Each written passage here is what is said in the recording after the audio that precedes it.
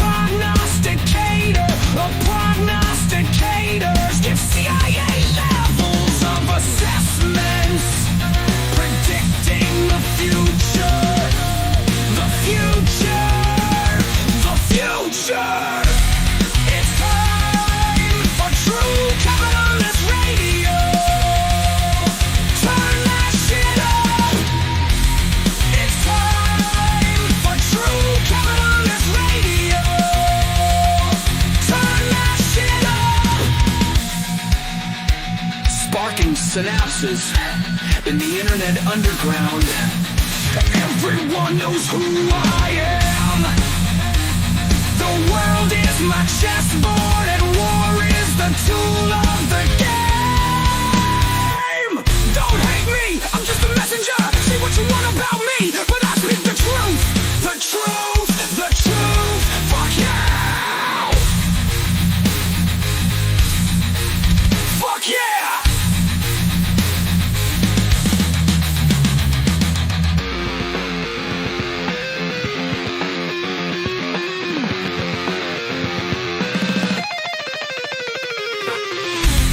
It's time for true capitalist radio. Turn that shit up. It's time for true capitalist radio. Turn that shit up. Now get ready. True capitalist radio starts now. Right now. Fucking punks.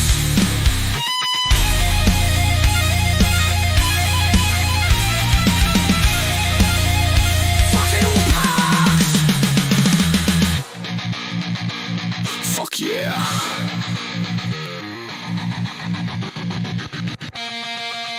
Fuck yeah.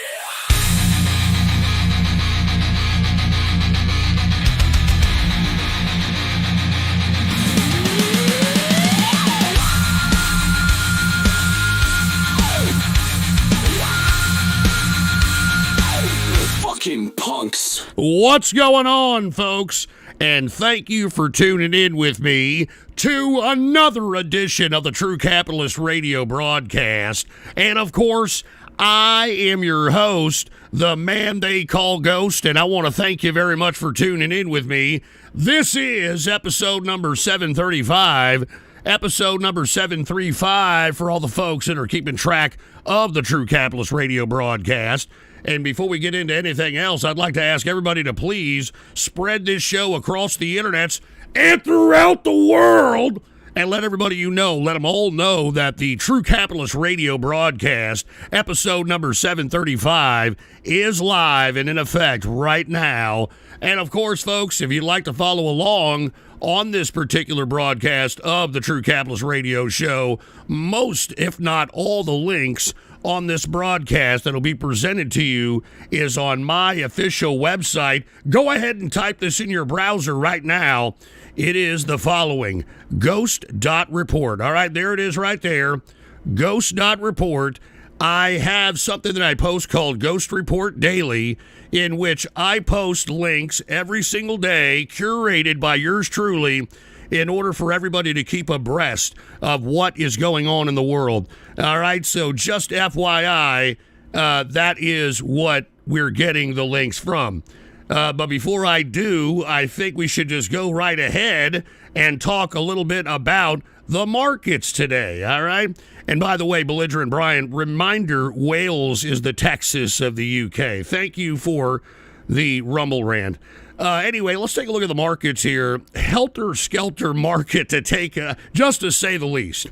Now, if you take a look at that chart right there, everything was riding along today until, bloom, something happened here. And we're going to talk about that here in a second. But as you can see, most of the markets somewhat on the positive side today. The Dow Jones Industrial is 0.38%, closing out the Dow at 44,882.13 points for the Dow Jones Industrial. The S&P 500 is also up modestly. It is up 0.53%, closing out the S&P at 6,071.17 for the S&P 500. And we also, NASDAQ is up modestly, 0.25%. NASDAQ is currently at 19,681.75 for the NASDAQ composite.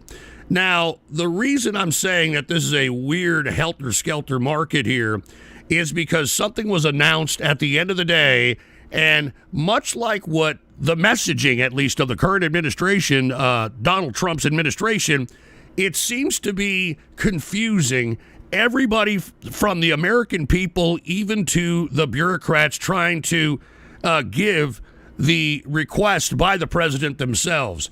Now, the reason I say that is because somewhere along the line, towards the end of the day of the trading session, we had news that Donald Trump was going to go through with the tariffs on Mexico and Canada.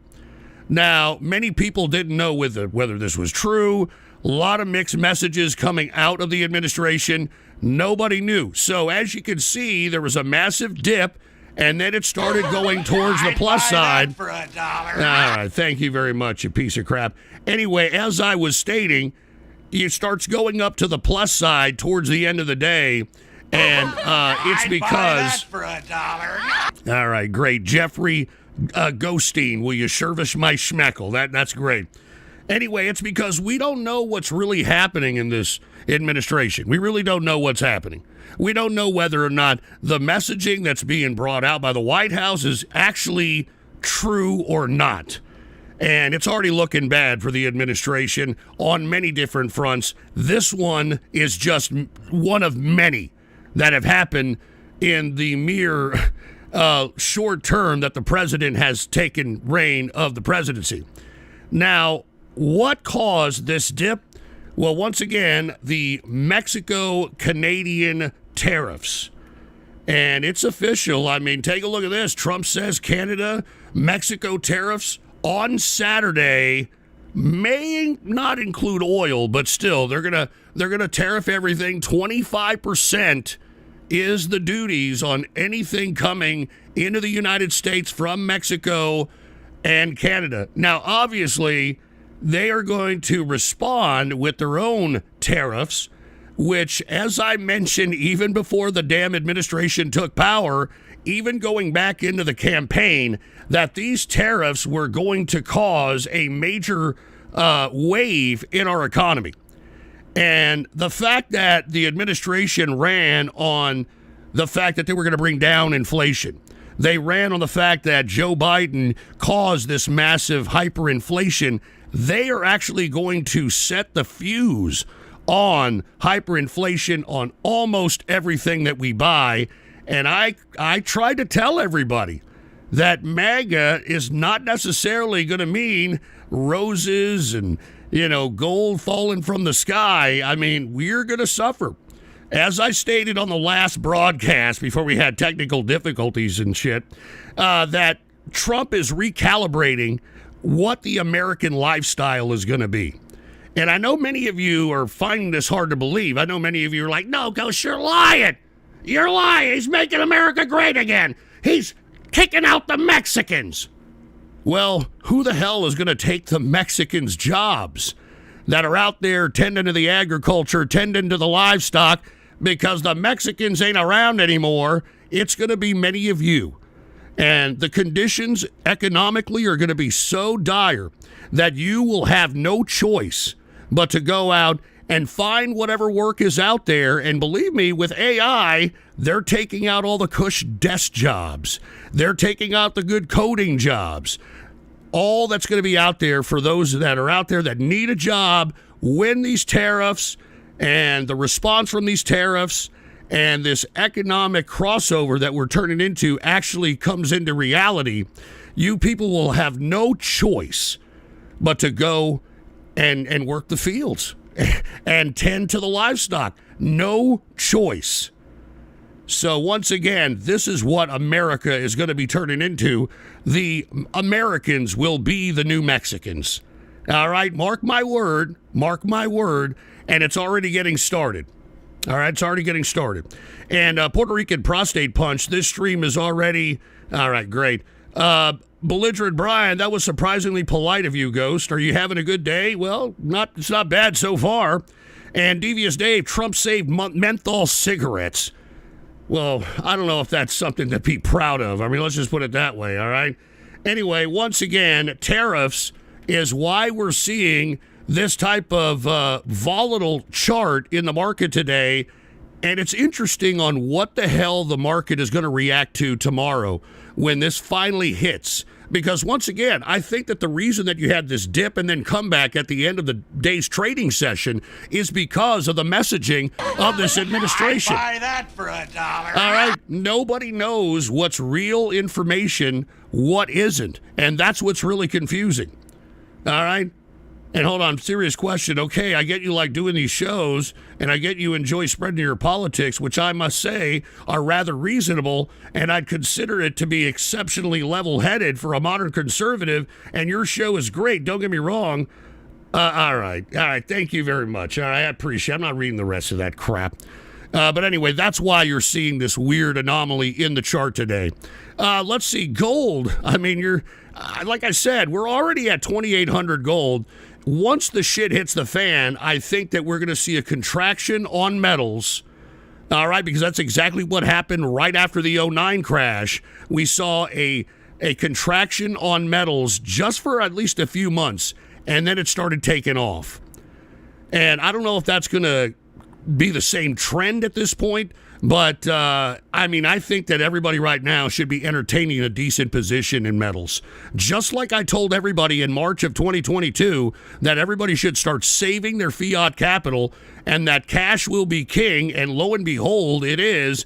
And those that have the most cash in this recession, if you want my opinion, I think it's going to be a depression, but those that have the cash are going to be living very comfortably, and those that aren't, I don't know, I guess we're going to be, or those of you that aren't, are going to be subjected to socialism or whatever this administration has planned. But anyway, gold right now, it's up modestly 0.26%. Gold price is at $2,852.70 per troy ounce of gold. And we also got oil creeping up slightly. It is up 0.44%. Oil is at $73.05 per barrel of WTI sweet crude oil. All right, now that concludes a little bit of the markets here. Let's go ahead and talk a little bit about the cryptocurrency markets. All right? I'd buy that for $1. Serious question. What price would you shit yourself on air for? All right. All right. I'm going to ignore some of these. I'm sorry that we have this still on this show. I have done everything I can. I'm sorry, I don't mean to get too hostile. I have done everything I can to try to get these trolls away from this serious show. But as you can see, here we are, having to deal with this crap.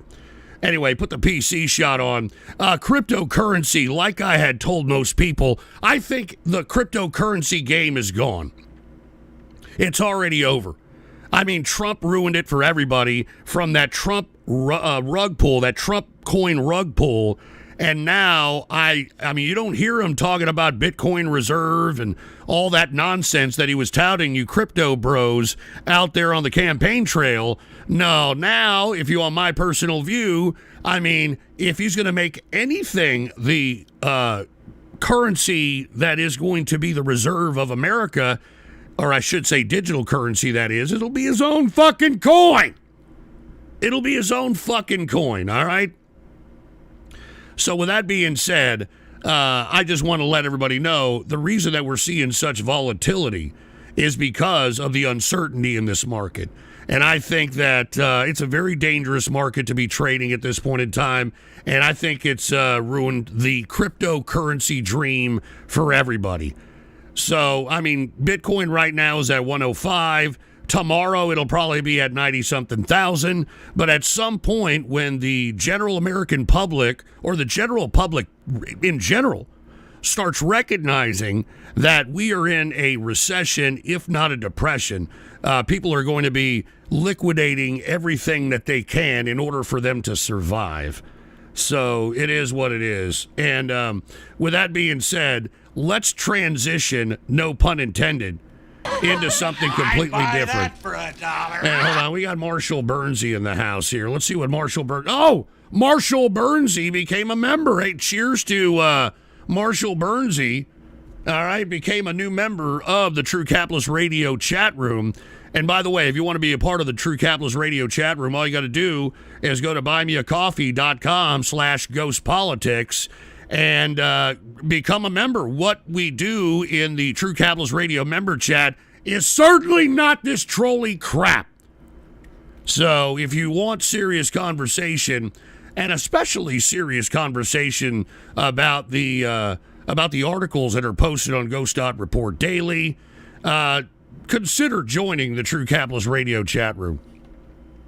All right, seriously, I think it's you'll find it worth it. All right. Anyway, let's go ahead and transition, no pun intended, and let's talk a little bit about let's talk a little bit about the news today. All right, let's talk about some fucking news, and there's a lot of it. All right, now we talked about how Trump says Canada and Mexico must pay 25% tariffs now, and it's official starting Saturday. So let's see how the market reacts to that tomorrow. All right. Now, if you take a look at Ghost Report Daily, what is the top headline? It is the airliner and chopper collision in D.C. Now, I'd buy that for $1. hold on just a second. Hold on. It's probably a troll. It's the base department. Breaking news regarding the mid-air crash in Washington. One of the pilots has been named Jag Deluxe Ray. Yeah, I figured that. I figured you were going to do something like that. Anyway, as I was stating before I got rudely interrupted by some troll terrorist bastard, this is the big headline for today. Airliner and the chopper colliding in D.C. Now, everybody is blaming everybody because, as I stated prior, going back to the California wildfires, what is happening here, in my opinion, is that we are seeing an internal war within our government. And I've been saying this. You could go back in the archive, whether it's on Rumble, YouTube, wherever you want to go take a look at it. And I've been saying that we have been in an internal war ever since Donald Trump was elected president. And I had suggested, you can go back in the archive when I discussed the Cali wildfires, that I believe that has something to do with this internal war. You can go back to that episode and check it out for yourself. This is the response. All right, this, I believe, is the response. Now, why do I say that? Well, last night when all this happened, it was a lot of confusion, much like what Trump has been doing, getting his message out when it comes to his administration and his executive orders. And I just want you all to take a look at what he had posted on his Truth Social. And it's very bizarre, but it is really how Trump reacts. He's an impulsive reactor. Take a look at this. All right. Right as the collision between a chopper and an airliner, you had Trump come out and say, what a terrible night this has been. God bless you all. And then Donald Trump responds also, the airplane was on a perfect routine line of approach to the airport. The helicopter was going straight at the airplane for an extended period of time. It was a clear night. The lights on the plane were blazing. Why didn't the helicopter go up or down or turn? Why didn't the control tower tell the helicopter what to do instead of asking if they saw the plane? This is a bad situation that looks like it should have been prevented. Not good. So that right there is the initial response of Donald Trump. The initial response. So that's really confusing, okay? Very confusing. So right off the bat, you've got the Democrat wing of their media cohorts coming out and saying, look, it was Trump's fund freeze on federal funds that caused this crash. I mean, take a look at this shit. Did Donald Trump's freeze of hiring air traffic controllers actually cause this crash? So you've got this slant right off the bat. I mean, look at this. This was at 5:10 a.m. this morning that Newsweek was running this story. 5:10 a.m. So you have that slant coming out right in the morning. Then you have another offshoot of, I guess, friendly Democrat international media come out and say that Musk had pressured the FAA boss to quit 1 week before this crash. All right, so right off the bat, you've got things that are coming out that are trying to lay blame. All right, so what does Trump do? Remember, he had just posted what I just showed you on Truth Social. So this morning, he has to figure out what to say because, look, I don't think this was an accident, okay? I don't think this was an accident. Once again, this was a clear message to Trump. This was a clear message to Trump in my personal view, and let me explain why. Okay, this is my opinion, of course. The reason I say so is if you take a look at, and look, there's actual video of the crash.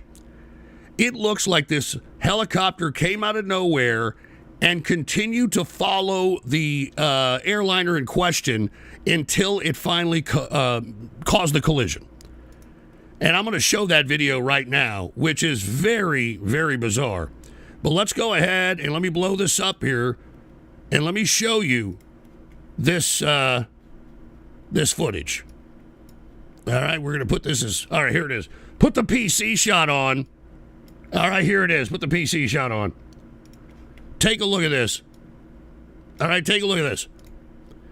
Now, as you can see, that circle... Oh, shit, I'm in the way. Hold on just a second. Let me just put this right here. All right, hold on. Let me put this back. God damn it. Don't say boomer versus technology, you pricks. All right, hold on just a second.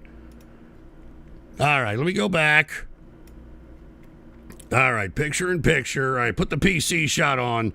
Here it is right here. All right, here it is. Play this. Now, as you can see... in this circle right here is where the plane is. Now here, as you can see it circled, comes the Black Hawk helicopter. Now, as you can see, it's a clear night.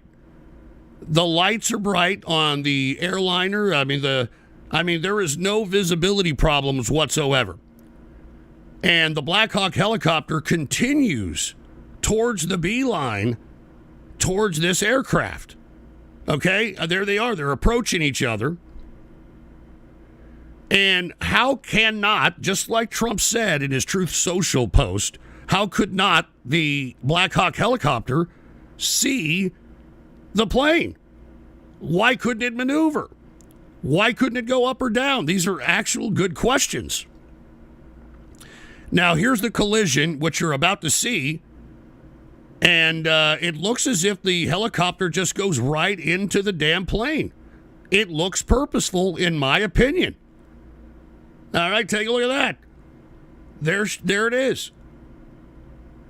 Now, the fact that we have this on video, I mean, everybody's asking questions. I mean, even the mainstream media is asking questions about this.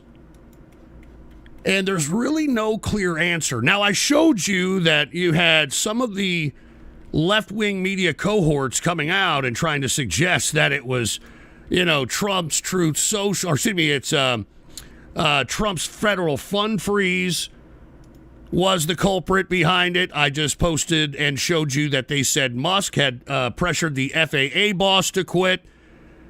Ironically, believe it or not, there were Russians on board this crash.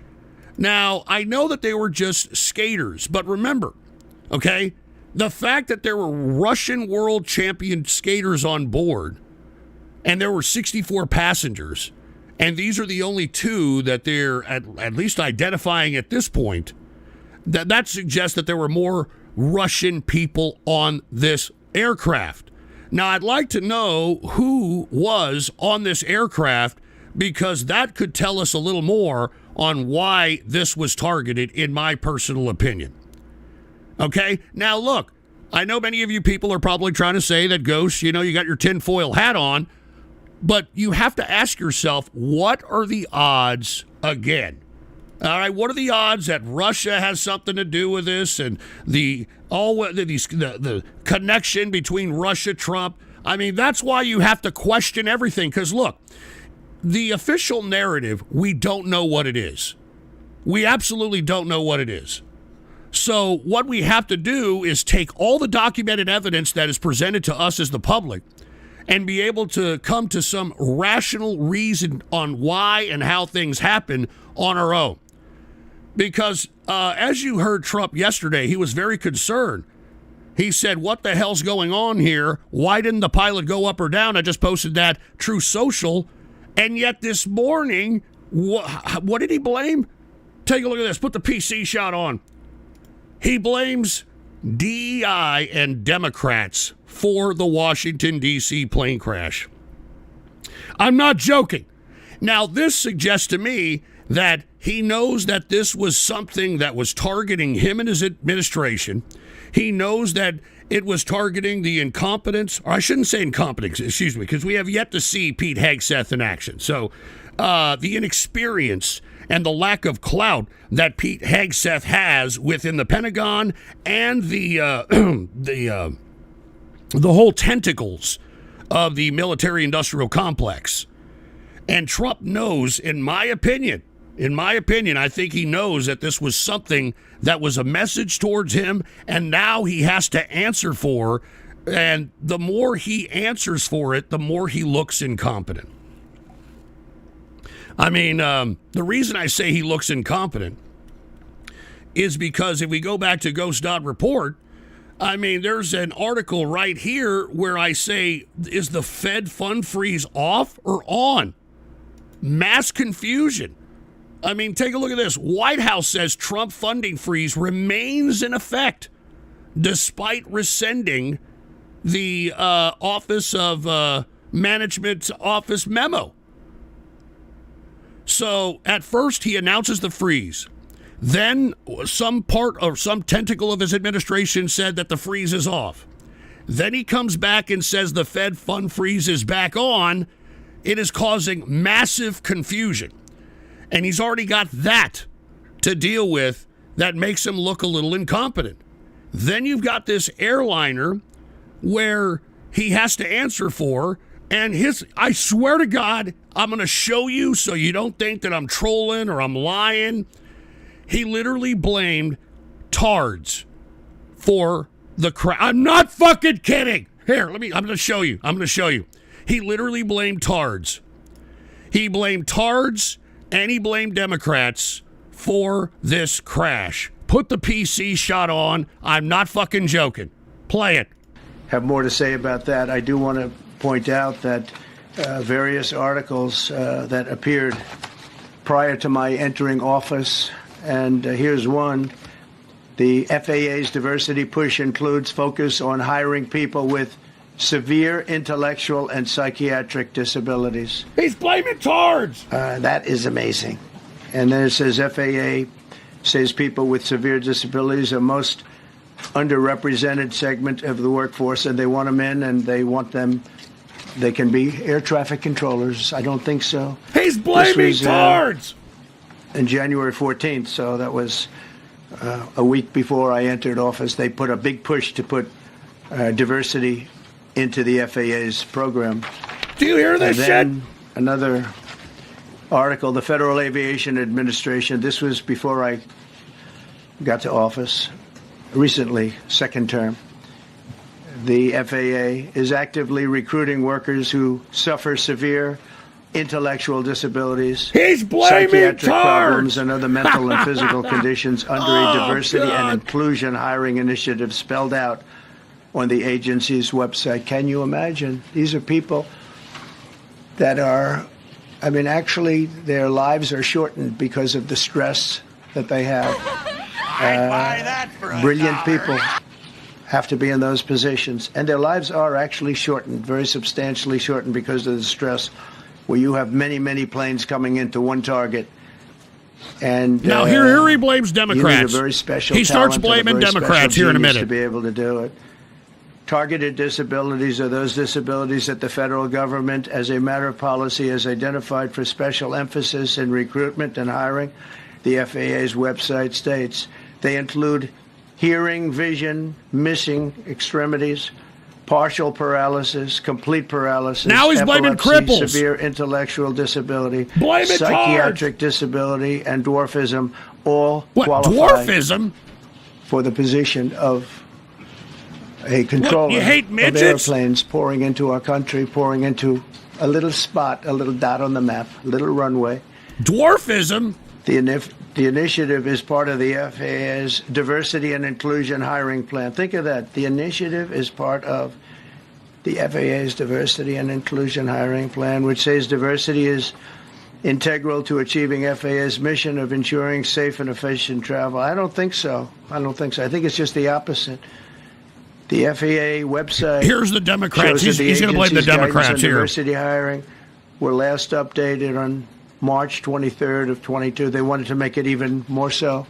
And then I came in, and I assume maybe this is the reason. The FAA, which is overseen by Secretary Pete Buttigieg, a real winner. That guy's a real winner. Do you know how badly everything's run since he's run this Department of Transportation? He's a disaster.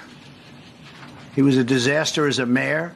He ran his He's going at city Pete into the ground, Buttigieg. and he's a disaster now. He's just got a good line of bullshit. Oh, The Department of Transportation that's the is president. government agency charged with regulating civil aviation. Well, he runs it, 45,000 people, and he's run it right into the ground with his diversity. Unbelievable.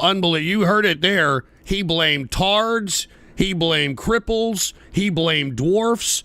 Now, the fact that he's doing this suggests that he really doesn't know what to say, because this was obviously something internal to either send a message and to have them have to answer for this very weird collision between a helicopter, a Black Hawk helicopter, that came from the direction of Langley, if you want my opinion, and this collision with this airliner that had 60-something people in there, and I'd like to know who those people were. Now, with that being said, you have the new Secretary of Defense, Secretary Hegseth, come out, and he looked a little like confused and didn't really know what to do. Not a very confident look. I think that he could have, I don't know who's advising him, but he should not have put out this video, because he looks a little green. He looks like he doesn't really know what he's doing. He's reading off a paper. Which suggests that he's being told what to do, not that he knows what's going on. Here, let's play Pete Hegseth's video. Here it is this morning. Here it is. Update this morning. Just got off the phone with the Southcom commander and the chairman, the Joint Chiefs, talking about our efforts at Guantanamo Bay. That is ongoing. We're leaning forward on supporting the president's directive to make sure that we have a location for violent criminals. He's talking about Guantanamo Bay. As they are deported. But he eventually talks about the... No one's going to wait on the Defense Department. And the collision. Working that in real time. But I also wanted to give an update on the tragedy that happened last night here in Washington, D.C., and provide a little bit more information as we are actively working to investigate and understand. Look, he should not be reading, and you can clearly see it's bullet point bullshit. So if this guy was really in charge, he would actually know what's going on and tell us without having to look at, and look, he doesn't even look at the paper and then look at the camera. This guy's legitimately reading whatever the hell they gave him. Not a very confident look for a Secretary of Defense. And what occurred and why. At about 8:48 last night, a UH-60 assigned to the U.S. Army Aviation Brigade in the Military District of Washington, Fort Belvoir, Virginia, collided tragically with a civilian airliner. The unit involved, the Army unit involved, was Bravo Company 12th Aviation Battalion at Fort Belvoir. It was an annual proficiency training flight. And when we look Annual proficiency training flight. Not all can have been notified, so we're going to withhold ranks and names. Oh, we're going to withhold. You're going to withhold the names of the guy that drove a fucking Black Hawk helicopter into a commercial airliner? Why the hell would you do that, Hegseth? I mean, if this guy was legit and he legitimately drove this damn thing into the airliner, the first thing we would want to know is who the fuck this guy is. Was he a jihadist sympathizer? Was he, a sympathizer to some other government? Was he a pro-Palestinian sympathizer? What the fuck? Go ahead, play it. On our side, who was involved.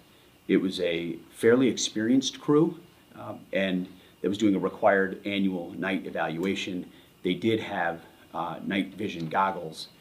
The 12th Aviation Battalion, as of now, is granted a 48-hour operational pause on contingency missions as what happened is reviewed, and a senior level aviation team, an investigative team from our Aviation Safety Center. Hey, hold on.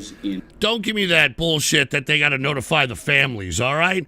I mean, they should have already notified the families within an hour after they realized who was on board that supposed Black Hawk helicopter. Don't give me that shit. We already know that they were famous fucking Russian ice skaters on the commercial airline, but nobody else, so don't give me that shit. In Washington, D.C. to investigate what's going on. We anticipate that the investigation will quickly be able to determine whether the aircraft was in the corridor and at the right altitude. Look at this guy. At the time of the... He's just reading bullet points. He should already know. Even chiefs of police that go and do a press conference after some mass shooting or something don't come out with a paper. They are all informed about what the fuck happened at every single minute point. Not looking good for Hegseth here, in my opinion. Incident. And I think next of kin notifications are ongoing. It's a tragedy, a horrible loss of life for those 64 souls on that civilian airliner, and of course, the 3 soldiers in that Black Hawk.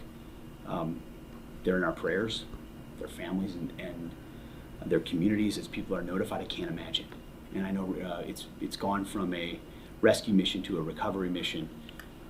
And we're with all the first responders that are moving actively too. So at the Defense Department, our thoughts and prayers go out. We are actively investigating. See, it's just a bunch of hoopla. We don't know. We're going to let the next of kin know. I mean, look, I'd like to know as an American citizen whether or not that person that was on that Black Hawk helicopter wasn't a sympathizer to some jihadist group or Palestinians or something of that capacity. Because I think that's very important. But if you want my opinion, as I stated, because the narrative, it just doesn't make any sense. What they're trying to say doesn't make any sense. Trump blaming tards and DEI, I mean, come on, and Democrats, come on, man.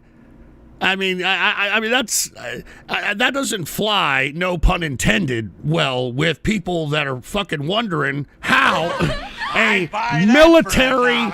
military Black Hawk just beeline into a commercial airliner in mid-flight. Anyway, before we continue, let me get to some of these buy me a coffees and rumble rants here. Annie said we lost a real one.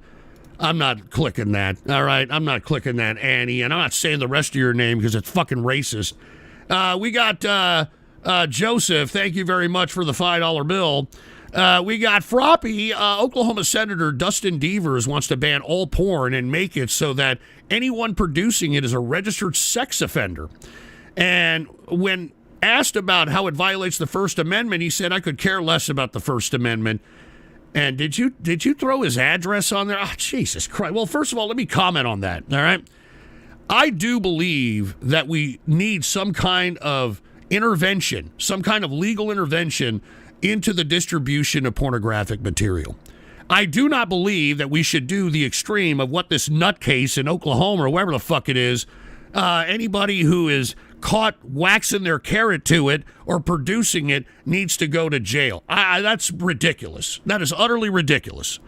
But I think that we need to redefine, and I've said this in a video that you can find on, I think, YouTube. I said that we need to redefine what the definition of artistic expression is. And as I stated, I'm going to briefly talk about it, and I'm going to move on, that we need to redefine artistic expression by defining that you have to have tools. for artistic expression, much like an artist needs a canvas and a brush and a knife. If you want to make pornographic material artistic expression, let's go back and make at least a B or C movie based storyline. All right? That is realistic. That isn't filmed from a perspective as if it's reality. And that's the big problem I have with pornographic material, is that most of this pornographic material is filmed either in the first person or filmed in a sense that it is amateur, that it is like a real life scenario, when in actuality it is not. And you see that right there, I think, is inappropriate. Also, OnlyFans. What women are doing on OnlyFans is the equivalent of them going out into the public street and showing their wares and then asking men for money so that they can touch them or whatever. It's the same situation. And I think that we need to make it illegal that a woman can just get on a phone, all right, show her wares without any kind of artistic expression whatsoever. It's just them showing their wares or, using foreign objects to penetrate their body, and they're able to put it out there for solicitation of money. I think that right there needs to end, and it needs to end now, in my opinion. And I think that the GOP has enough clout within the government to make something like that happen. And if they're truly conservative, they would entertain such a policy. But we shall see, all right? Anyway, thank you, Froppy. Let's see. We got a lot of Rumble rants, so let me get to all the Rumble rants. Space Train, happy Bathhouse Thursday, Ghost. Cheers. Estimation for the Ghost Show on Baller Friday. I'm saying we're going to do a Ghost Show, man. Even my voice sucks, all right? We're going to do a Ghost Show. Sultan Czar, type 333. Yeah, we get it, Jag Deluxe Ray. Sultan Czar, you're doing your Alex Jones impression really good. He imitates me, all right, asshole? And Belligerent Brian, to be fair, you blame tards and anime for everything. I'm surprised you don't agree with him. That's a very stupid fucking... You see, this is why I don't even want to talk to you on the phone whenever you call up Radio Graffiti. That's a fucking stupid, ridiculous comparison. But, of course, I expect that from you autist tards because you don't understand how to differentiate sarcasm from what is actually rational. It's unfortunate. Anyway, Feminist Socialist said, Ghost viewer confirmed. I think he's referencing the person that collided in the Blackhawk. Was a Sultan Czar, type 666 to report Candy Apple Kid to ICE. Let's see. We got a lot of Rumble rants here, folks. We got to Anubis. Trump ain't wrong. Of all people, you should know how bad tards throw shit into disarray. Yeah, you're one of them, Anubis. You're one of them.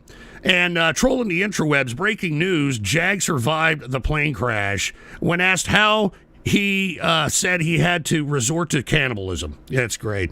That's great. I can't get rid of these fucking trolls. Kids doesn't flip. Damn, we can't call them Oklahomos anymore. Yeah, no shit. Yeah, cheers to Kids doesn't flip. And then Tesla Cyberheart, the proposed porn ban is anti-Semitic. Is that how we're going to play it now? Is that what that is? It's anti-Semitic to ban porn or some shit? All right. Anyway, that's my assessment of what we just went over when it comes to this airliner chopper collision. I personally believe it is an internal war, and go back in the archive, I discussed how the Cali fires have something to do with it.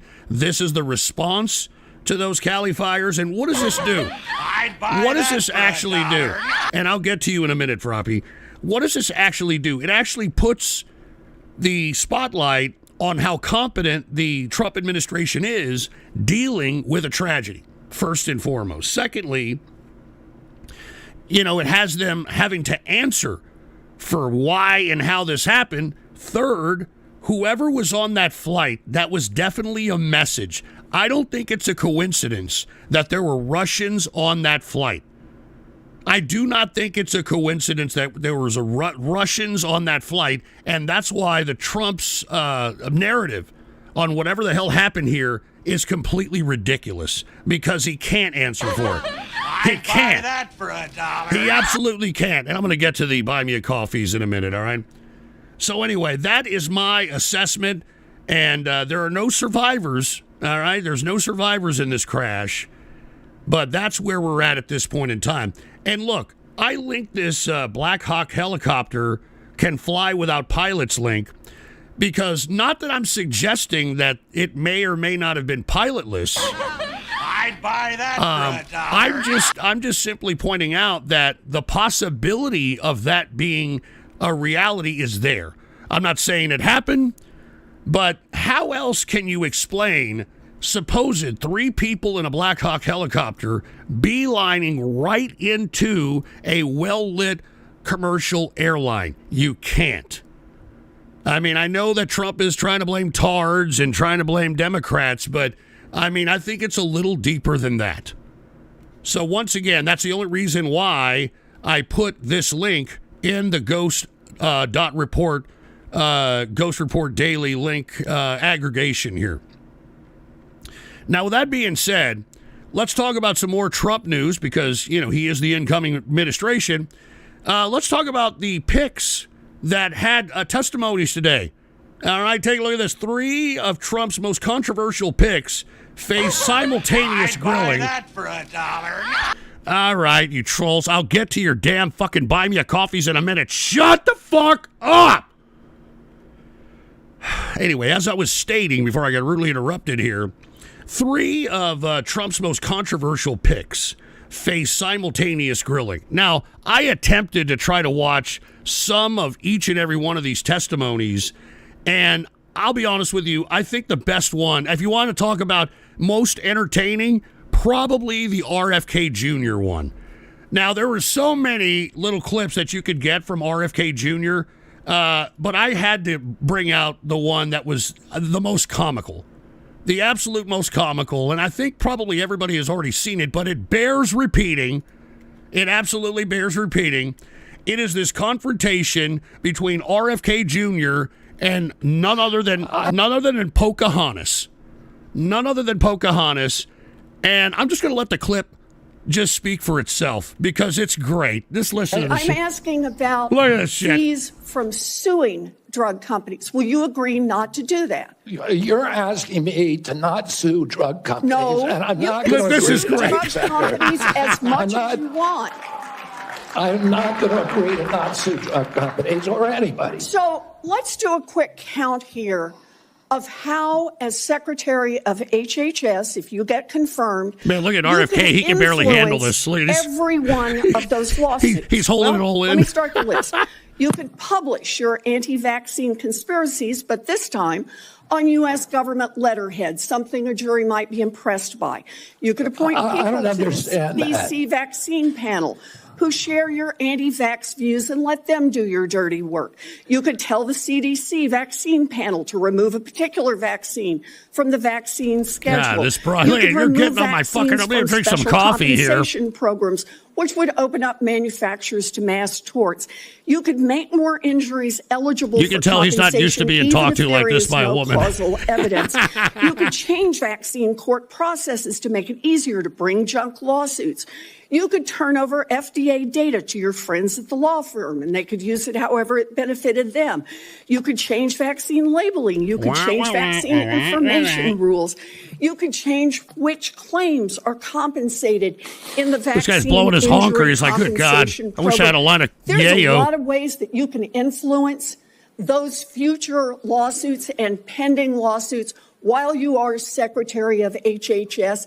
And I'm asking you to commit right now that you will not take a financial stake in every one of those lawsuits. Listen to this. So that It's what great. you do as Secretary will also This is the benefit highlight of the you testimony. financially down the line. I'll comply with all the ethical guidelines. That's not the question. You and I, you have said You're asking me, repeatedly, Senator, those you're asking me not to sue requirements are- vaccine No, pharmaceutical I am companies. not. My Yeah, you question are. is not That's exactly Richard what you're doing. Patel. Look, no one should be fooled here. As Secretary of HHS, Robert Kennedy will have the power to undercut vaccines and vaccine manufacturing across our country. Good God. And for all of his talk about follow the science and his promise that he won't interfere with those of us who want to vaccinate his kids, the bottom line is He's the clearing same. his throat. I know Kennedy the feeling. Can kill off access to I know the vaccines feeling. and make millions of dollars while he does it. Kids might die, but Robert Kennedy can keep cashing in. Oh, Senator, I support vaccines. I support the childhood schedule. I will do that. The only thing I want is good science, and that's it. That's it. Good science. Who doesn't want that? Now, like I said, it was the RFK Jr. testimony that was the most exciting. All right. There's another clip where RFK Jr. Here it is. He actually gets into a little bit of a tissy with Uncle Bernie. Hey, I'm Bernie Sanders, and I can do anything as long as I say that I'm communist, as long as I talk like this, as long as I say the time revolution, and as long as I say that I will give free health care, I'll give free child care, I'll give a chicken in every pot. This guy, all right? Now, the reason I like this clip is because it makes Bernie look like the fucking fraud I always said he was, going back to 2016. All right? Ever since 2016, hey, I want you to keep contributing to my campaign, and you know what? I'm gonna write a book now. I'm gonna write a book now, and you're gonna buy it. All right? So anyway, with that being said, here is the very comical yet gotcha exchange between Bernie Sanders and RFK owns him. All right? He exposes him as the fraud that he is. All right? Play this. This is great. Play it. I'm going to make America healthier than other countries in the world right now. Will you guarantee do what every other major country does? It's a simple question. And by the way, I'd buy that for $1. you know, the problem of corruption is not just in the federal agencies, it's in Congress too. Almost all the members of this panel are accepting, including yourself, are accepting millions of dollars from the pharmaceutical industry and protecting their interests. Oh, I thought that would come. No. I ran for president like you. I got millions and millions of contributions. Now listen to Bernie. They did not come from the executives, not one nickel of PAC money from the pharmaceutical. Now listen to Bernie completely kvetch and do 3-card money with his fucking rhetoric. I'm not joking. He does fucking word 3-card money here. Listen closely, all right? They came from workers.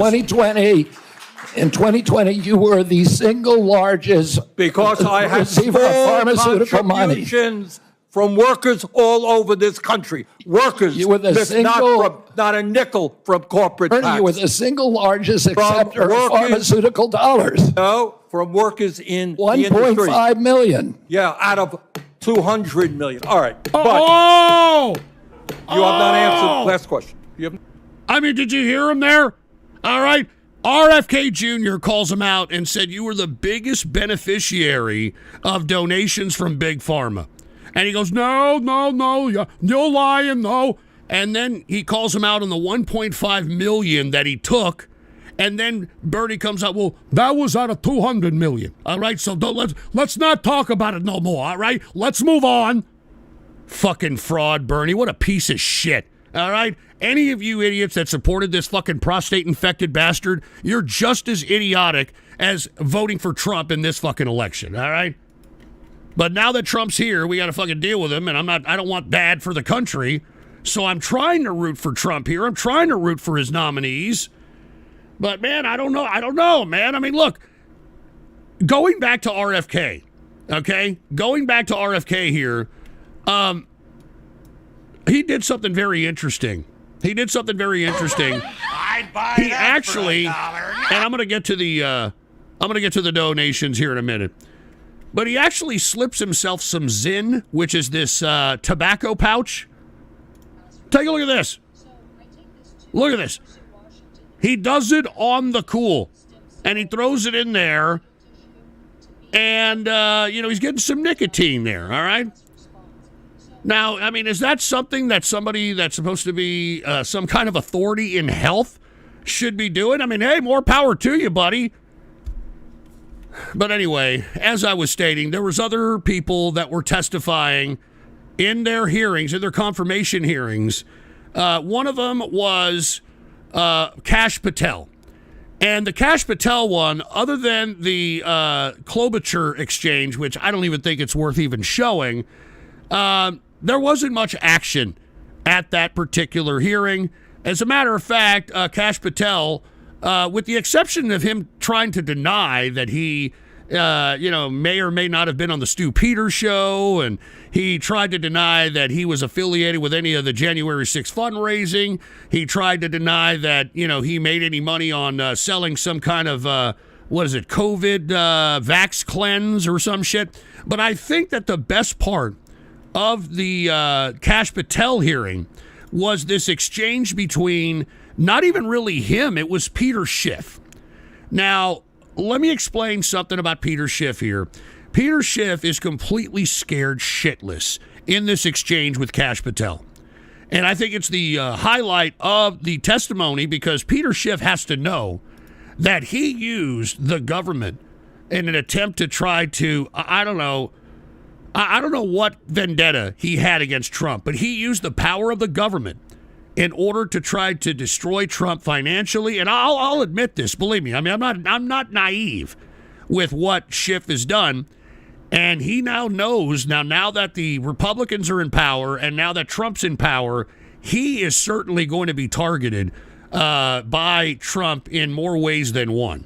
And Kash Patel, that's why he's being nominated as the FBI director by Trump, because he's going to go and pursue, and I'm sure Pam Bondi is going to pursue everything and anything that has anything to do with Peter Schiff, his finances, if he did anything unscrupulous in Congress, if he has any dirty skeletons in his closet. And in this exchange, you can tell that fucking Schiff, the fucking Adam Schiff, my bad. Adam Schiff. Peter Schiff is that fucking idiot that's always peddling gold and shit.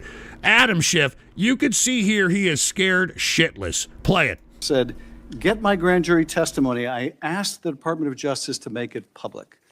I asked the Department of Justice to make it public. Do you stand by that testimony? If that's what I said. So you asked the Justice Department to make your grand jury testimony public? At the time of my appearance in the grand jury. Yeah. And who did you ask to do that? The lawyers. I'd buy Mr. that Chairman, for $1. since the witness has said that he encourages I'll get to the this donations testimony to be after public, this. that he in fact asked the Justice Department to make it public. I would ask you, Mr. Chairman, if you and the ranking member would be willing to write to the court acknowledging the witness has asked for this to be public, supporting it being made public. I can't imagine there's a court in the land that would say no to a bipartisan request like that. Now, he wants some kind of grand jury public because I'm assuming he believes that it's going to make whatever his motive was pursuing Trump in an aggressive manner using the wing of the government justified. Now, 91-year-old Chuck Grassley responds, and listen to his response. I mean, and then it makes Schiff even more scared. Take a look at it. I won't tell you. Let me say something. I'm not going to take this out of your time. It's not directly answering your question, but I think it'd be significant what Richard Grinnell put on X. I testified in front of Jack Smith's grand jury, the Justice Department, and Jack Smith's prosecutor told me directly that I could not talk about my testimony or risk legal actions. Then he goes on to say that certain senators, I won't mention here, should, as those lawyers, talking about him. ask those lawyers Talking about him. why they instructed witnesses this way. Thank you, Mr. Chairman. We'd welcome the chance to have Mr. Grinnell testify under oath as opposed to on X. But nevertheless, what I would ask, given that this witness has said he made the request, this witness has said he would like us to read the testimony, I would ask if you and Senator Durbin would be willing to make that request of the court. I wouldn't answer your question without get all the background I need considering the conversation between you two, I couldn't make that judgment now. Yeah, I appreciate your consideration, Mr. Chairman. Yeah, look at Schiff. He's scared shitless. He's scared shitless. Look at him. He's swallowing. Let's remind ourselves what those documents were in Mar-a-Lago.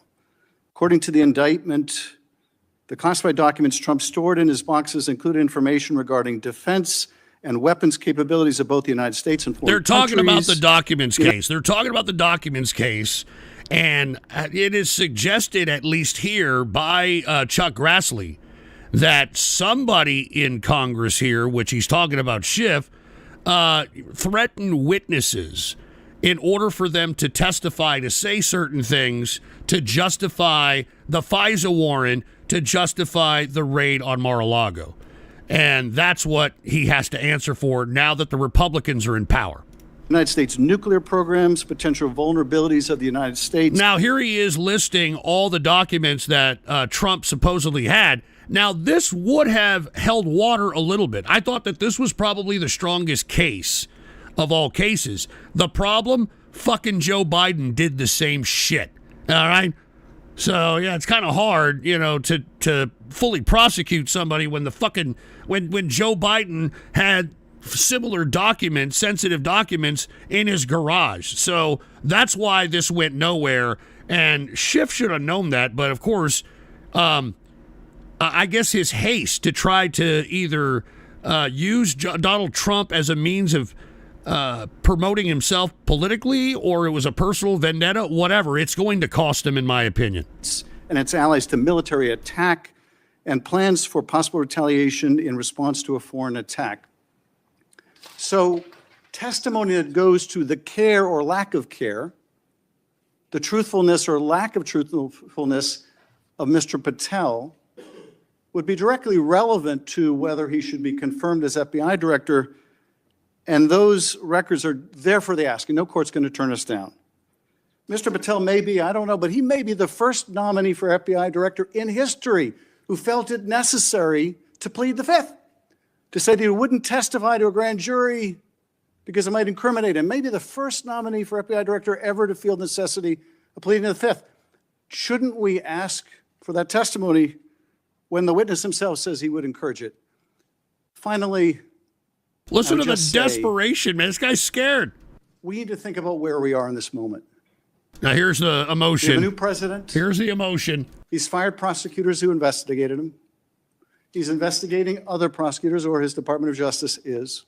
He's fired inspector generals who might hold him accountable. And this is just the start.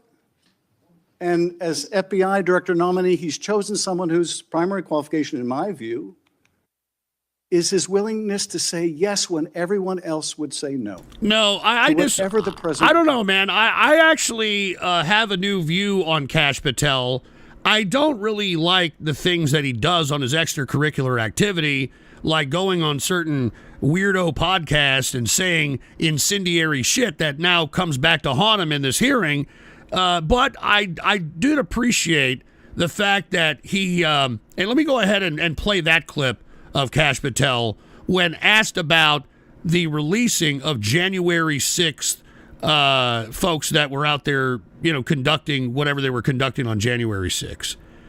And I guess I didn't save that one, goddammit.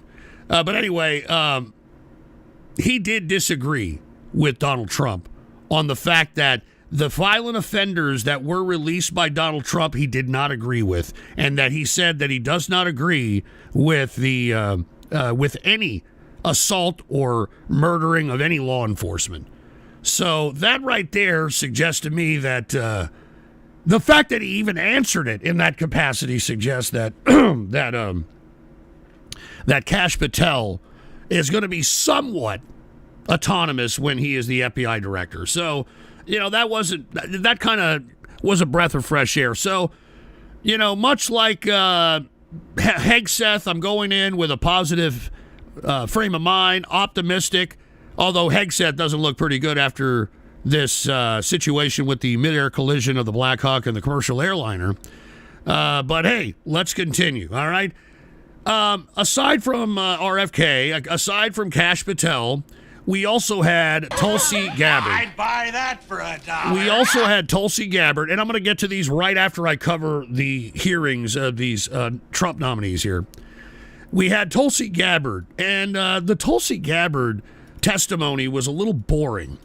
Nothing really out of the ordinary. There was no exchanges, but I do want to highlight something that Tulsi Gabbard says, and it's because this is why there is an internal war with our government. As I stated many times, that the CIA controls Al-Qaeda and ISIS. There are terrorist satellites. They also control the Taliban. They also control the cartels, which, by the way, Trump is now declaring war on. He's declared war on ISIS and Al-Qaeda. He's declared war on the cartels. He is now threatening the Taliban. I mean, you heard Rubio, if you saw a Govt report, Rubio's talking about throwing bounties on him. And you see, this is why I'm telling you this Black Hawk commercial airliner situation could potentially be something that is similar to the beginning of the year message by, in my opinion, the CIA towards Trump. Now, the reason I'm bringing up Tulsi Gabbard is because she is blatantly calling out what I am saying to you. She is blatantly calling out what I'm saying to you. And if I were Tulsi Gabbard, I mean, this is pretty fearless here. I mean, she's putting it on record. Put the PC shot on. Take a listen to Tulsi Gabbard. Play it. Senator, as someone who enlisted in the military specifically because of Al-Qaeda's terrorist attack on 9/11 and committing myself and my life to doing what I could to defeat these terrorists, it was shocking and a betrayal to me and every person who was killed on 9/11, their families and my brothers and sisters in uniform.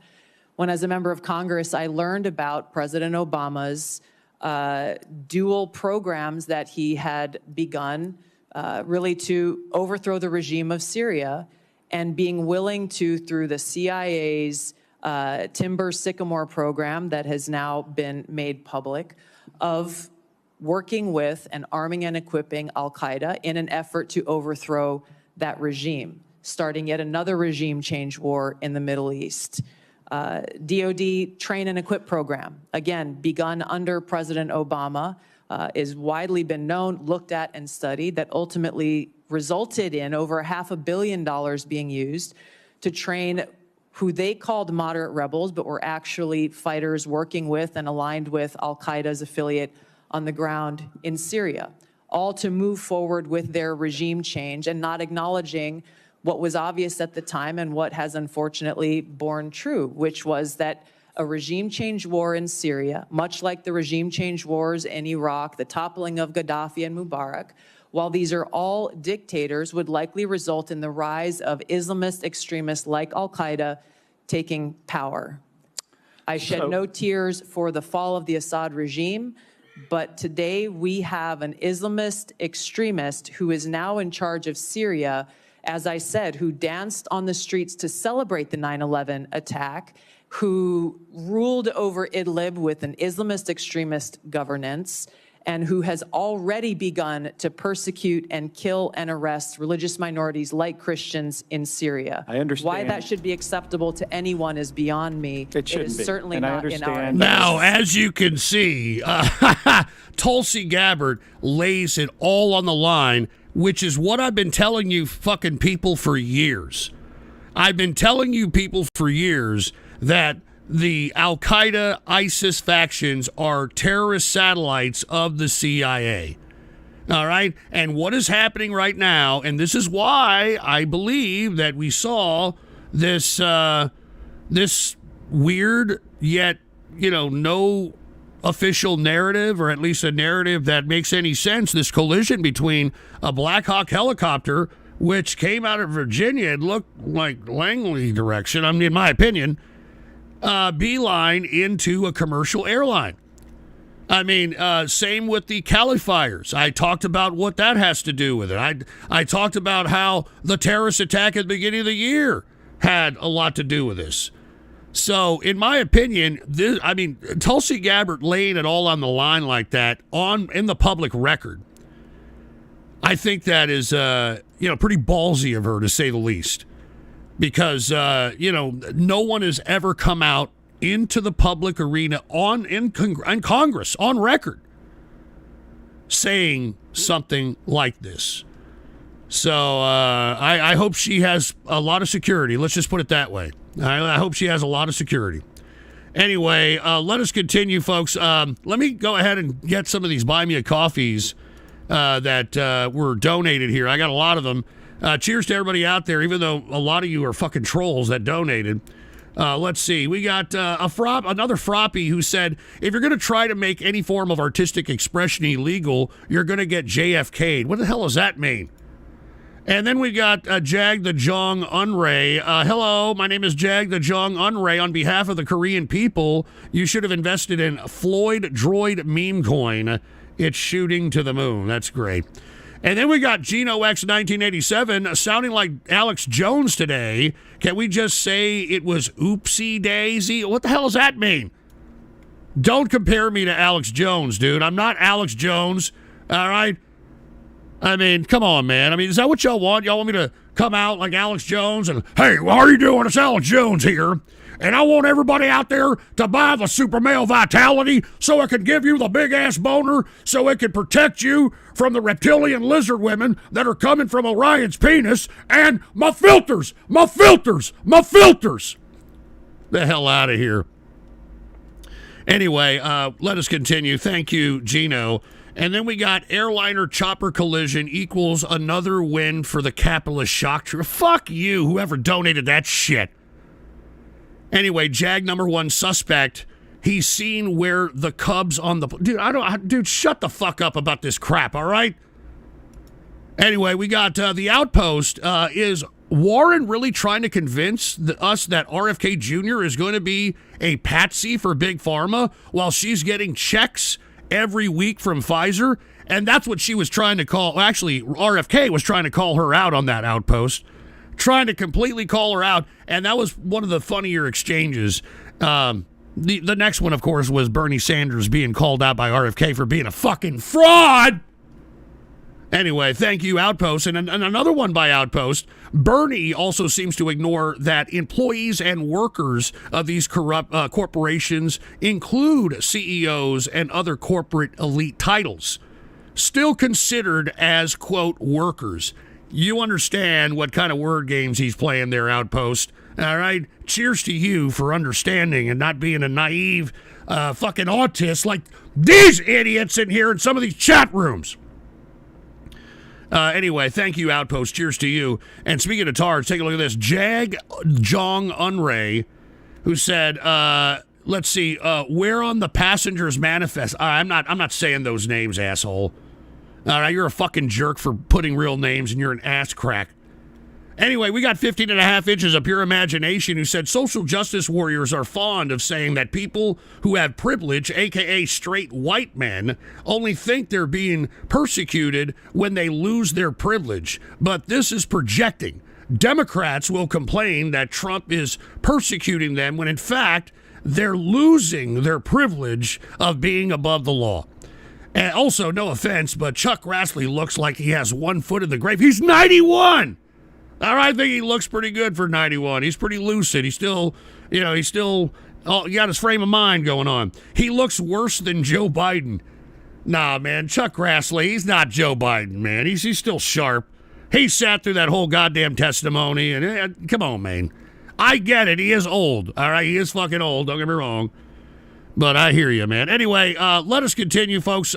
Cheers to everybody out there who's hooking it up. Appreciate the donations, but let us continue. We got more to talk about out here. We just talked about Tulsi Gabbard. Let's go to, once again, Ghost.report with the Ghost Report Daily. We discussed what happened and my assessment of what happened in D.C. We talked about how Trump blamed DEI for the crash. The Democrats and their media cohorts blame the fund freeze and blame Musk for pressuring the FAA boss to quit. And by the way, I forgot to show the actual air traffic control collision, but I think you can all look at that on the monitor yourselves. Anyway, let's continue on, all right? Now that we've talked a lot about the domestic politics, let's go ahead and talk a little bit about something else. Now, how you read Ghost.report is going to be like this. You get the headline, supplemental headline, and on the bottom you get other domestic news. Then when you get to this particular little block here is like the science-y, weathery type stuff, like ocean temps break heat record for 450 days. And, you know, global warming, supposedly, even though we had one of the coldest winters. Mouse with 2 fathers survives adulthood. Yeah. Can you imagine? Somebody is actually funding how to have a baby without a goddamn female. I wonder who that is. Ocean drone with teeth to eat microplastics. That's very interesting. I wonder if that is real or not. And by the way, the moon is alive, by the way. The moon is alive. Anyway, out here in this lower half, or I should say this lower box, you're going to find sports. I mean, not an extensive amount of sports news, but yours truly. I like football. I like golf. Whatever's pertinent in the sports world. Now, the reason I bring this up is because the Super Bowl is coming around, and it seems to me that we're not going to have that many people watch the Super Bowl because they have Kansas City Chief fatigue. And if you saw the Bills game and saw how the refs once again made it abundantly blatant that they wanted the goddamn Kansas City Chiefs to win, people are tired of this crap. So the NFL had to come out and deny that there's a conspiracy to get Taylor Swift into the Super Bowl, because that's what everybody claims is the culprit on why the refs orchestrate the games in favor of the Kansas City Chiefs. Because the NFL is trying to expand their demographic. They already have the males, all right? They already obtained the females, to be honest with you. As a matter of fact, there's more females that are watching the NFL than males. Now they're trying to go after the youngins. And who has the youngins? The Swiftie, Taylor Swift, all right? So that's what's happening there. Pebble Beach, by the way, AT&T Pebble Beach tournament, round 1 today. So FYI, if y'all want to watch some golf on the weekend. And Anna Kournikova, remember that hottie tennis player back in the late 90s? Everybody knew Anna Kournikova.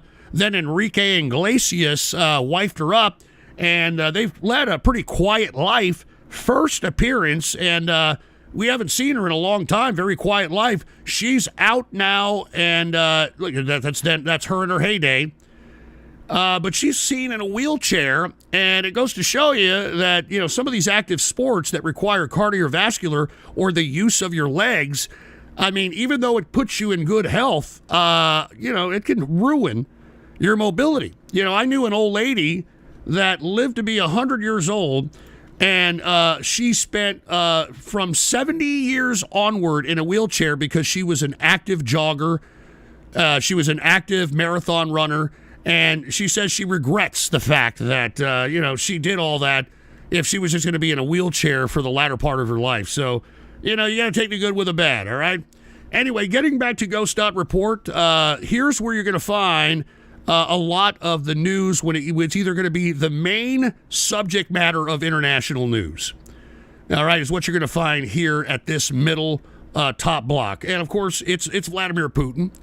And Vladimir Putin in Russia right now, even though they're still engaging with the Ukraine theater of combat, they're now trying to engage with the new Syrian government, which Tulsi Gabbard just described as Al-Qaeda, the state, because that's exactly what it is.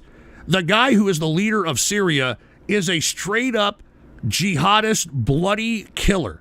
You could find footage of this guy cutting off heads and showing heads off and shit.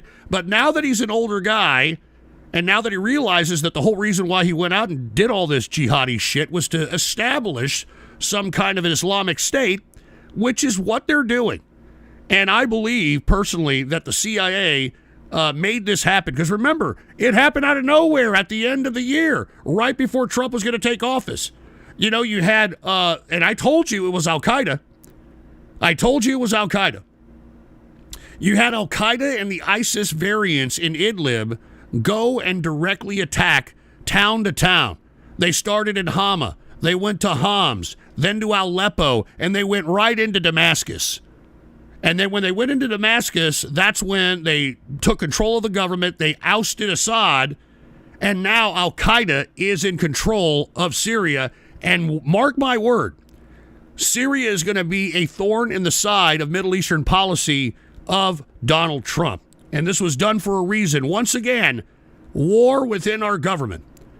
But anyway, Russia now is trying to engage with the Syrian government, and they're trying to show that they don't want to be what Bashar al-Assad was to Russia. Bashar al-Assad was Russia's puppet. And the reason he was Russia's puppet was because he could barely protect himself. You know, his own government barely could protect Assad. That's why Russia was there to begin with. So as a show of, I guess, an olive branch, Russia pulling out all of its military equipment off of the major Syrian seaport, which in my opinion, I believe it is a olive branch to the Syrian government, and it is an attempt to try to engage them diplomatically. Now, with that being said, the Syrian government is saying, okay, we appreciate you pulling out your military gear. We want Assad. Take a look at this, all right? Syrian new authorities ask Russia to hand over Assad. Now, this is currently being talked about. And I'm going to be very interesting to see whether or not Russia is going to hand over Assad, because if he does, anybody who's Russia's partner should be concerned. I mean, remember, he dedicated Russian military assets in Syria, to Syria, in order to protect Assad. So, I mean, you would think that that was a pretty close relationship. And for Russia to just go ahead and hand over Assad to Al-Qaeda suggests that, at least to those that want to partner with Russia, that Russia has no friends. That Russia has absolutely no friends. Because if Russia was to keep Bashar al-Assad in exile, it would tell all the other partners that they're trying to partner up with the BRICS international institution, that even if you fall, we'll protect you in the end. You know, which I think is a very clear message. I mean, that would encourage people to want to partner with you. You know, that you're really going to, stand by your partners. This, not good. Not good. And trolling the interwebs with a Rumble rant said, that's fucking hilarious. If Russia hands over Assad, then the Democrats basically handed Syria to Russia. Well, you're seeing it right clearly. I mean, trolling the interwebs. That's why you've got Russia trying to engage with the new Syrian government in order to continue to maintain some level of influence, if not authority, or diplomacy, or military cooperation with the Syrian government. So keep your eye on that, because the Syrian government looks like they're engaging with Putin, and Putin is, I believe, considering handing over Assad.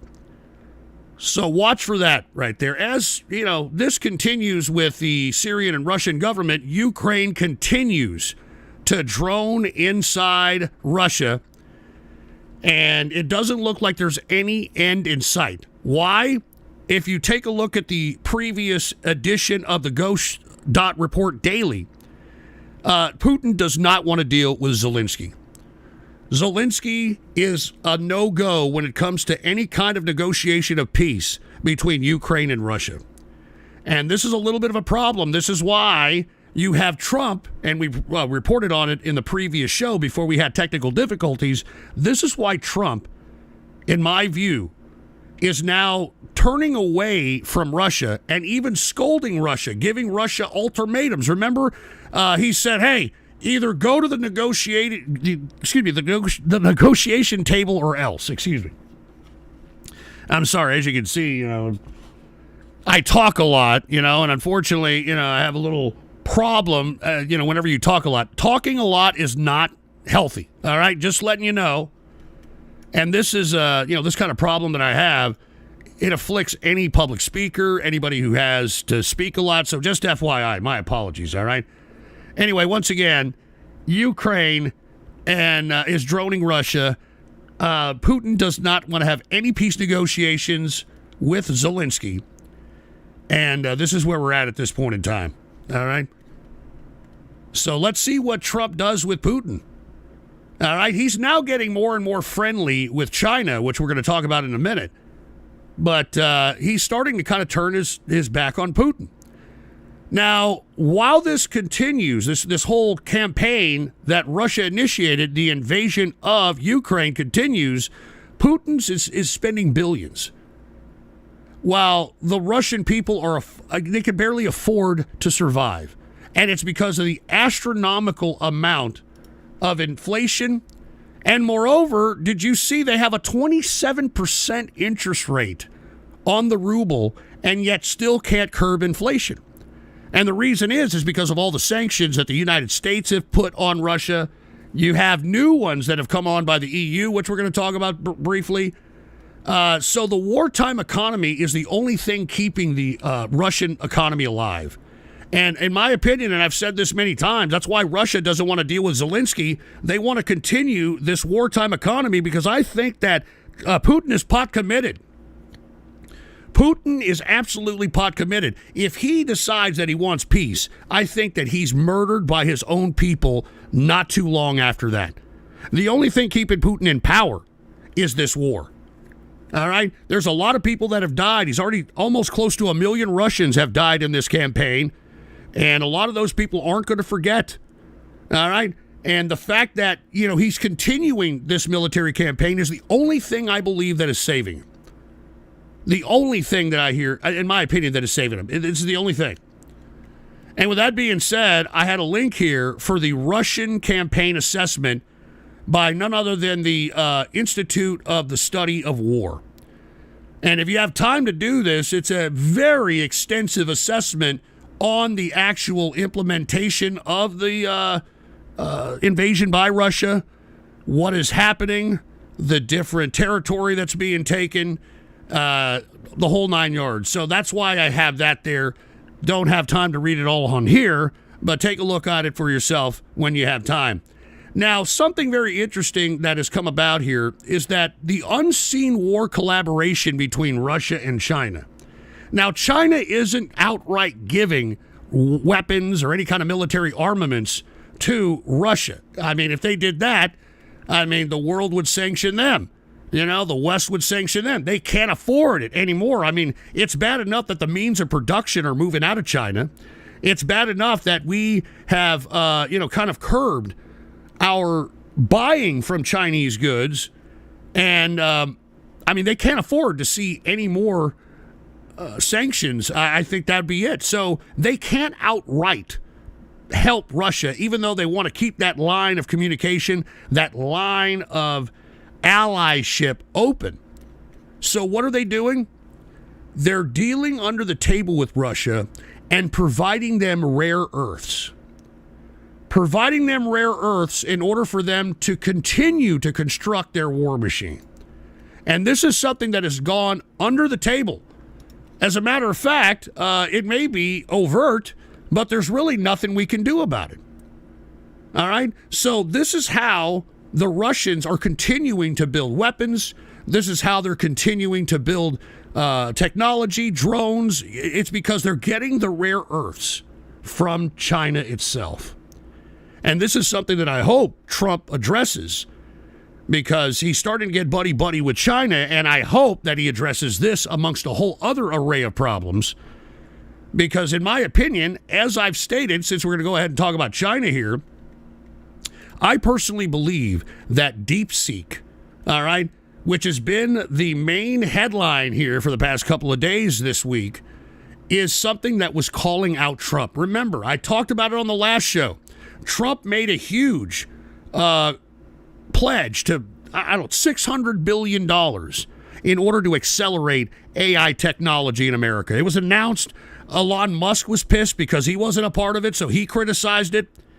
But literally days after Trump announced that $600 billion AI initiative, that's when China unleashes this DeepSeek AI.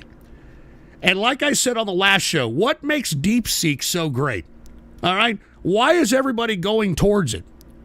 Because, folks, DeepSeek contradicts what the folks in Silicon Valley have been telling us about AI.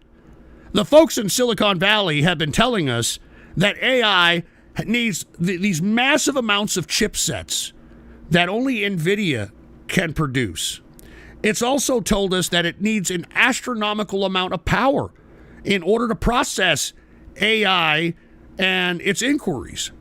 And what DeepSeek is showing us, folks, that it doesn't need that many chips. It doesn't need that much power. As a matter of fact, people are downloading it and they're able to run their own AI model independently on a Raspberry Pi when it comes to DeepSeek. So this is why the AI bubble that has been brewing here for the past several years and that has been basically funding this over-speculation price on NVIDIA and other companies is all coming down to reality. And that's why this is dangerous, because it's showing us, all right, the Chinese are showing us that even with the sanctions, because remember, the CHIPS Act that was passed by Biden, that was a bipartisan effort, by the way, prevented chips that were manufactured here to be sent to China. All right, I mean, as a matter of fact, right before Joe Biden left office, he signed an executive order even making it more stringent to sell chips to China. And you see, even amidst all that, the Chinese were still able to create an artificial intelligence model that made the tech bros of Silicon Valley look like either incompetent, which I don't think that it is. I think that what DeepSeek does, it shows that NVIDIA, OpenAI, and all these people involved in the Silicon Valley AI, they slow-rolled, they sandbagged the technology in order to juice the investors, to cause this over-speculation that's happening in NVIDIA. That's why NVIDIA is crashing in price right now, because the investors realize that these anticipated orders, all right, when it comes to chipsets from NVIDIA, are not going to be there, or they're not needed. At least that's what it's represented here when it comes to this DeepSeek. The amount of energy needed in order to power AI is not needed. So it slaps the tech bros in the face. And it shows them that they were frauds, in my opinion. I mean, it literally busts the AI bubble. All the crap that the NVIDIA people were telling us, oh, yeah, we're going to push these fucking chips and, you know, AI is going to be in demand for them for the next 10 or 20 years and all this crap. That's why you have morons buying NVIDIA at 100 times earnings with this anticipation of long-term growth on this crap. And moreover, the same AI tech bros were saying that, oh, well, we need this tremendous amount of energy.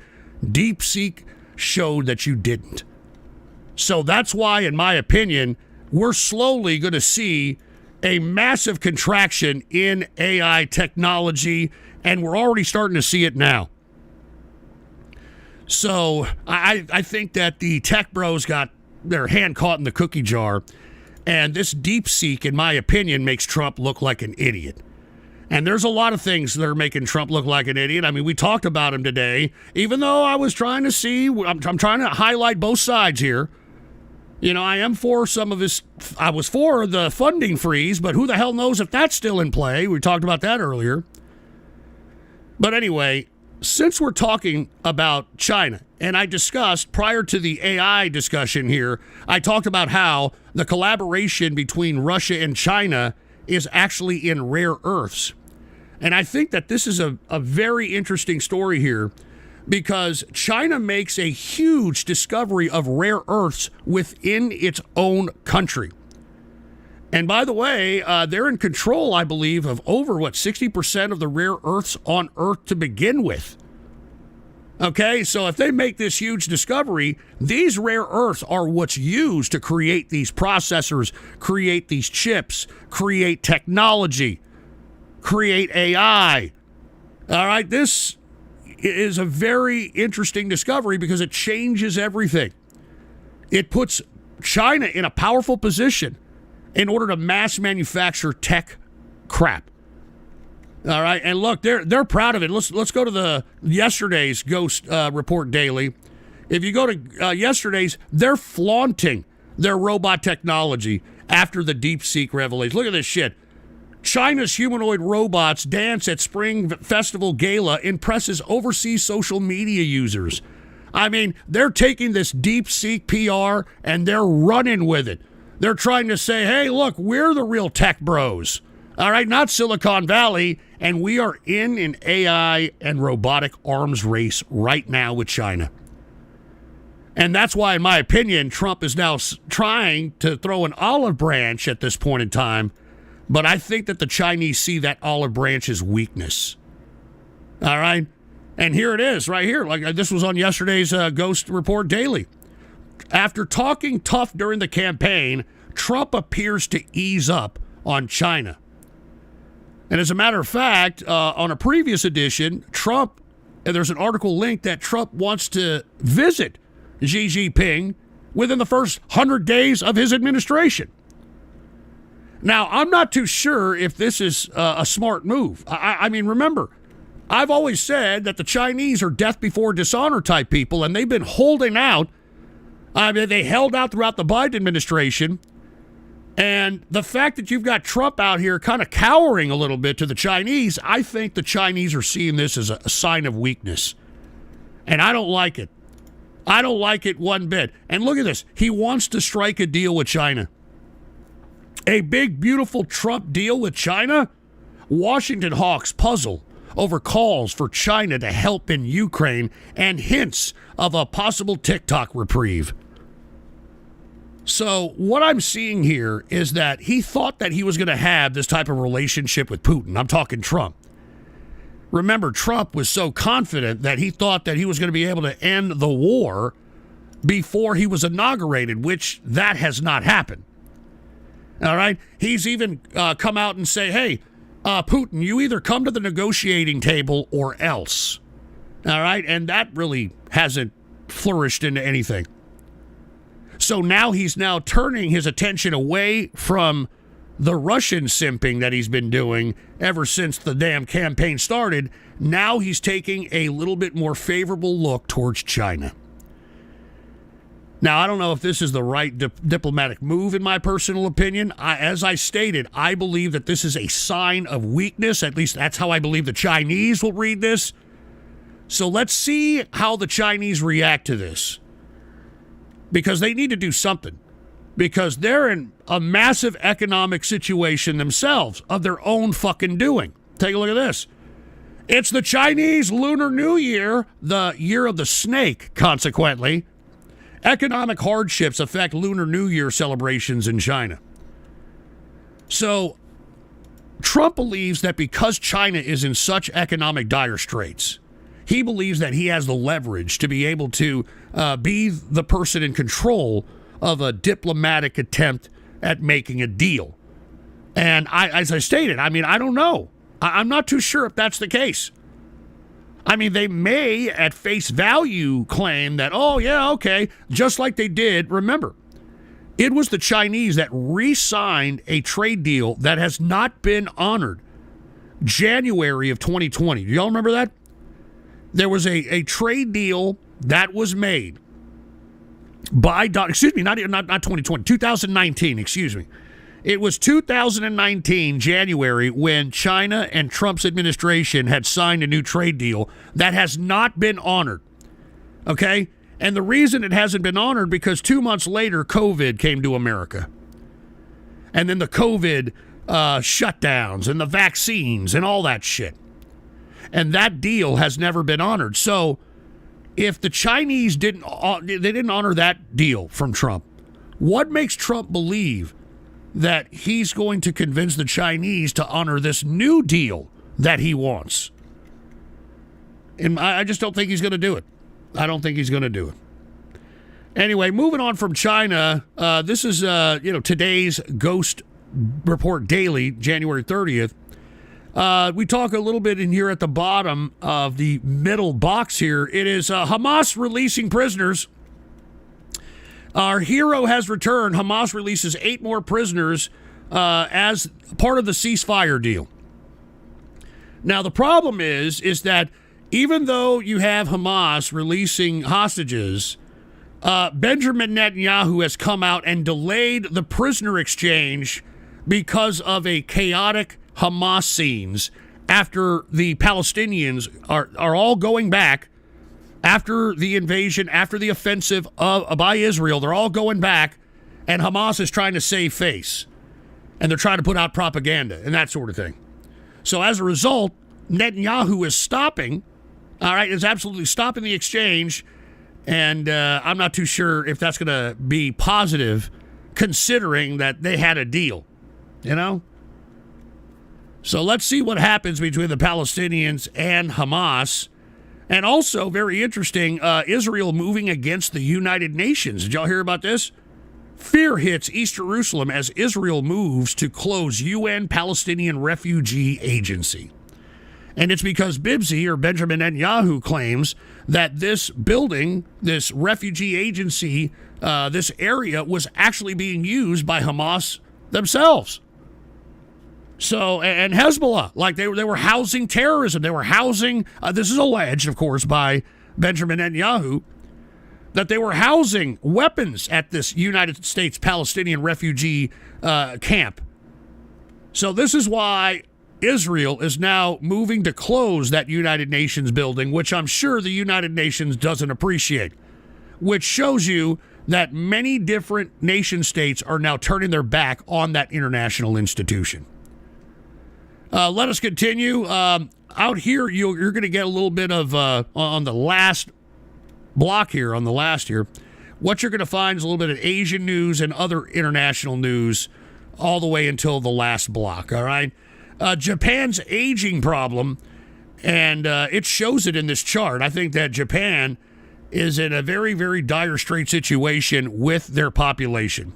Total population is 113 million, all right? 36 of the total population, all right, is 41 million. But the population aged over 65 is at this level right here. So nearly almost, well, not almost half, but you know, getting close to half of the population is aging over 65. And as I've stated, many of you folks remember, I always said that Japan is suffering. They suffered the same kind of incel movement, the type of decoupling movement that we're seeing here in America. They saw this happen to them about 15, 20 years before it happened to us. And now that their young people are now supposed to take control of Japan, they're like many of the young people in this country. They're all a bunch of degenerate adults that are living in cubicles. You know, believe it or not, internet cafes is where people are living. Most of the young people under the age of 45 in Japan. Most of the people in Japan aren't couples. You know, I had another article on the previous Ghost.Report Daily that Japan, hold on, maybe it's not that one, it was this one here, that Japan has like 9 million houses that are vacant. 9 million houses that are vacant. Here, let me see if I can find it. All right, I mean, give me a fucking break. And on top of that, crime is on the rise. Take a look at that in Japan. Crime figures on the rise, second consecutive year. Anyway, I can't find the article where it says that. It's in one of these. But 9 million homes vacant completely. Very interesting. Anyway, then I've got some South Korean news. Of course, they ousted their president after that failed coup. Could this guy be the next South Korean president? Lee Jae-myung? Next fucking Korean president? So he's a little bit of a progressive leader, because remember the last guy, Moon, I think it was more conservative. And because he tried that failed coup, you've got a lot of the folks in South Korea that want a little bit of a liberal tenor on their government. So we'll see what happens with that. In India, oh, by the way, Trump, according to the White House, is committed on denuclearization of North Korea. Now, with that being said, Trump also wants to reach out in a diplomatic effort in order to talk to North Korea's Little Kim So I'm sure that has to do with a bunch of, flattery, meetups and deals. I mean, we may have to. And look, the whole reason why North Korea is doing what it's doing. North Korea is doing what it's doing because of Bill Clinton. Prior to Bill Clinton, there used to be something called the five-party talks when dealing with North Korea. And the five-party talks included the United States, they included China, they included Japan, South Korea, and Europe. And what Bill Clinton decided to do, it decided to turn its back on the five-party talks and bilaterally talk to the North Koreans. So Bill Clinton sent his Secretary of State, Madeleine Albright at the time, in order to bilaterally talk to the Koreans. And why? Why did they do this? Because Kim Il-sung, which is Kim Jong-un's grandfather, was saying the same shit that all these Kims are saying. Oh, we're trying to nuclearize. We're trying to do this. We want a nuclear weapon. All this crap. Okay? So Madeleine Albright was sent by Bill Clinton in order to make a deal in order for the ambitions of North Korea to obtain a nuclear weapon could cease.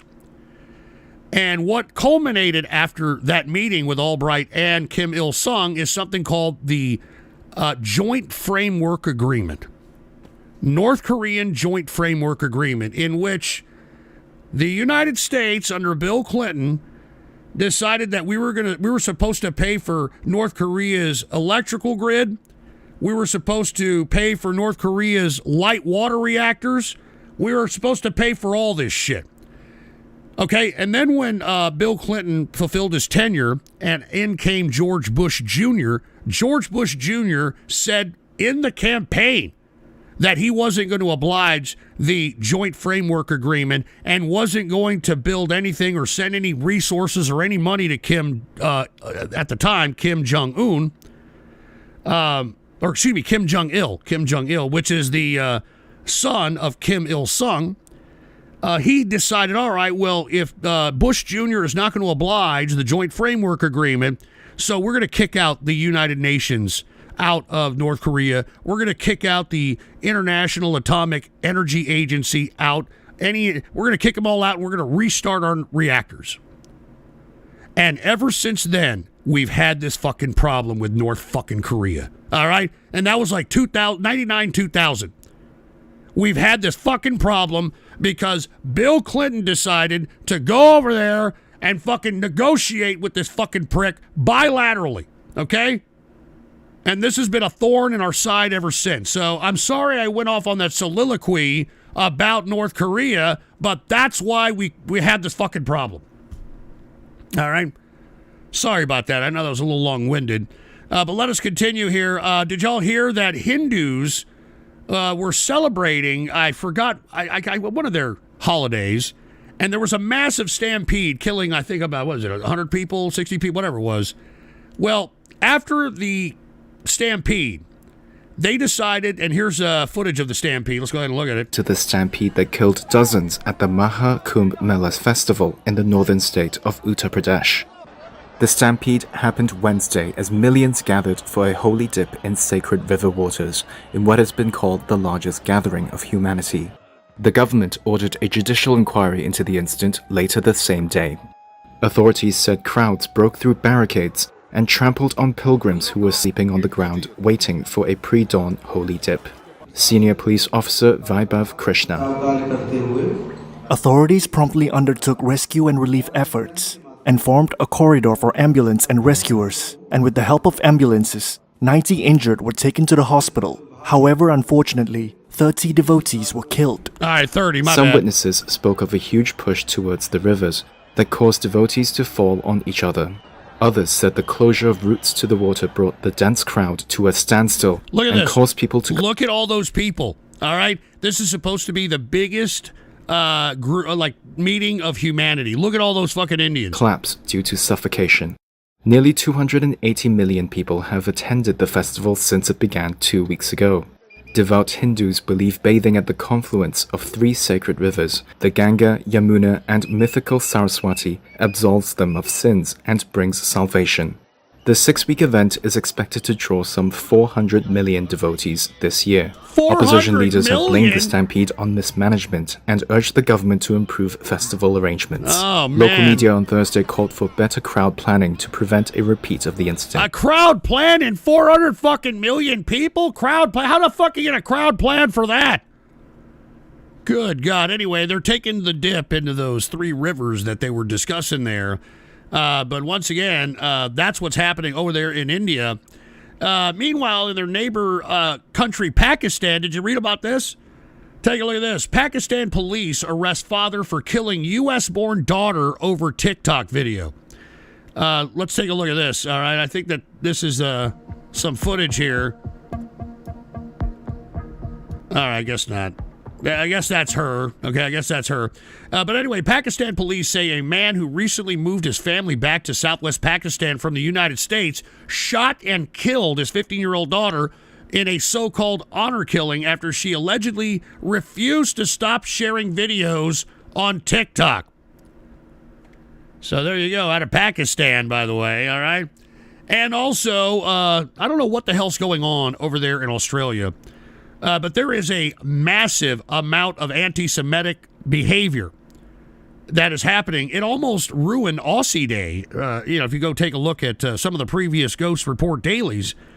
But given all that anti-Semitic hoopla, there's actually now, it's going from words to potential terrorism in Australia. Take a look at this. Police catch caravan laden with explosives outside synagogue in Australia. Australia has suffered a spate of anti-Semitic incidents in recent months with attacks on synagogues and other buildings and cars since the Israel-Gaza war began in 2023. So a lot of anti-Semitic behavior out there when it comes to the Australians. Very interesting on what the hell the developments are going to come out from there. All right. And somebody in the Kick Chat is saying it's actually the Muslims that are causing all this. I disagree. There's a couple of Aussies that are in the chats that express the same type of sentiment that the Muslims do. So, it is what it is, even though they're secular. All right. Anyway, here's some EU and other news. Take a look at this. Because of Trump's tariffs, the EU is worried about sensitive exports to competitors and foes. And the reason is because they have intellectual property on their technology, and they're afraid that they're going to, steal that technology, which China has alleged in doing when it comes to this DeepSeek situation. So now all of a sudden the damn EU is concerned about who and what is exported. All right, even to their friends and foes. So this is a new direction and a new mindset by the EU, in my opinion. And President Jay, did you see did you see the British lady who got arrested in the UK for sending videos of her farting to her ex-girlfriend? No, I didn't, but I have stories like that in the Totally Useless News segment if you just wait. All right, President Jay? And we got trolling the interwebs. Let's see the explosives. It's probably the same thing our media calls explosives. A baby doll with battery duct tape to it. All right, thanks a lot. All right, thank you, trolling the interwebs. Anyway, speaking of the EU ex-president reached out in a hand of friendship to the UK and said, we miss you. We miss you, UK. We want you to come back to us, man. Can you believe that? And look, believe it or not, there are many within the UK that actually want to go back to the EU bloc. A lot of people regretting it.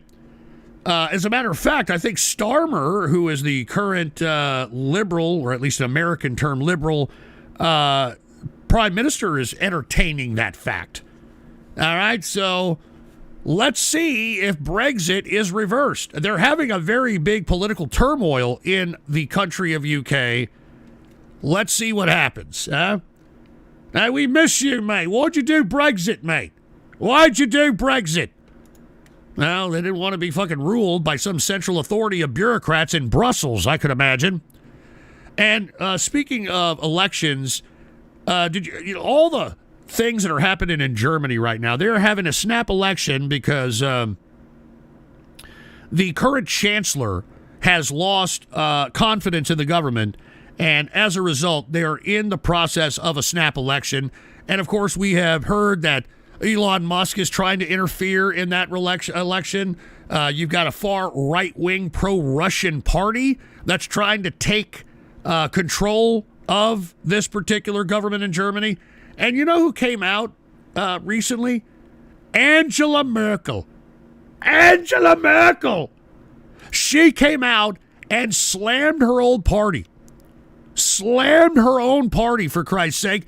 I mean, it's almost as if she wants the pro-Russian party to be in power. Now, believe it or not, why don't you Google up Angela Merkel in communist garb, and you're going to find her in her youth, wearing some commie clothes and, wearing commie berets and that sort of thing in favor of Russia. So it makes sense why Angela Merkel is clowning her own party, because it almost seems that she wants the pro-Russian party to be in power. You know what I mean? It's almost as if that's the case here. Angela Merkel, she has a lot to fucking talk about, right? She's the one that kind of destroyed the fucking country to begin with. She's the reason why you have this pro-Russian party that is coming up, the AFP, and it's almost as if she wants them to win. It's almost as if she wants it to win. All right. With that being said, let's go ahead and get to the portion of the totally useless news segments. All right. Now, I've got a lot of them.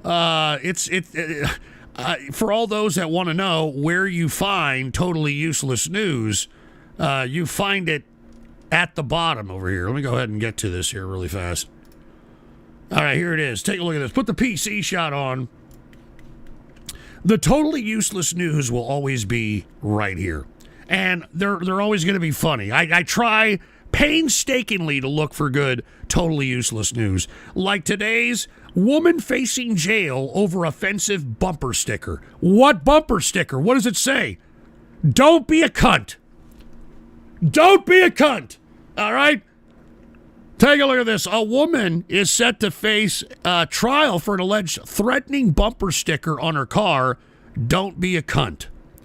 And of course, this is in the UK, Chester, I believe. This is where it's Chester Magistrate Court. So obviously, UK, don't be a cunt. Jesus Christ, man, you UK motherfuckers. Can you give me a break? And this one right here, which I think takes the cake. Georgia health worker charged for twerking on disabled person. Take a look at this. I'm not joking around.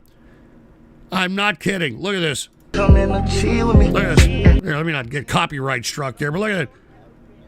Twerking on a disabled person. 19-year-old healthcare worker. Look at this. Look at this. Are you kidding me? What these hoes will do for OnlyFans. Unbelievable. Unfucking believable. All right? And look, I'm going to throw a few more on here since we're doing totally useless news. Let's go to yesterday's. Did y'all hear that PETA wants to propose cake as opposed to Punxsutawney Phil for Groundhog Day? I'm not fucking joking around. Take a look at this. This is stupid, but this is PETA logic. All right? This is PETA logic. Take a look at this. PETA wants Punxsutawney Phil replaced with weather reveal cake. Oh, Jesus Christ. For Groundhog Day. Are you fucking kidding? Like a gender reveal bullshit? And I hate that crap. Any couple that, does that whole gender reveal crap, you people are stupid. All right? The only reason people go to that shit is because you give free booze and free food. That's it. It's fucking stupid. Stop doing this shit. You're making asses out of yourselves. But yeah, instead of taking out Punxsutawney Phil from that little tree stump, they want like some kind of a cake. All right, look, the cake says we're going to have more winter. Fucking stupid. And by the way, another totally useless news.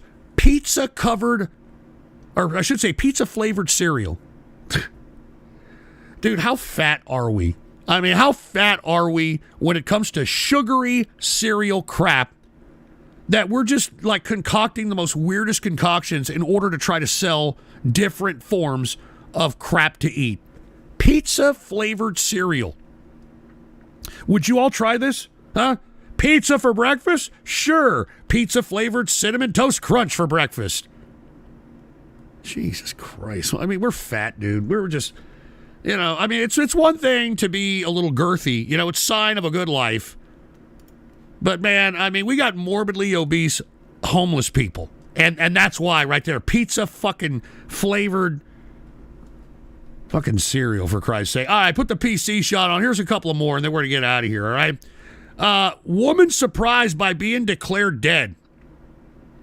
Nicole Polino discovers she is registered as deceased, saying the development was really, really messed up.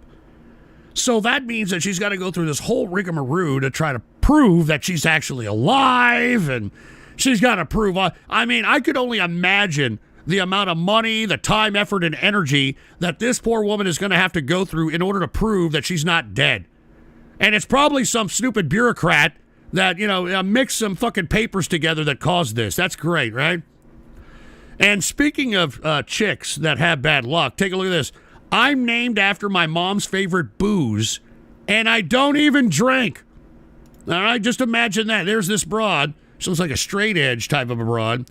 A woman named after her mother's favorite cocktail doesn't drink alcohol despite her uniquely boozy moniker.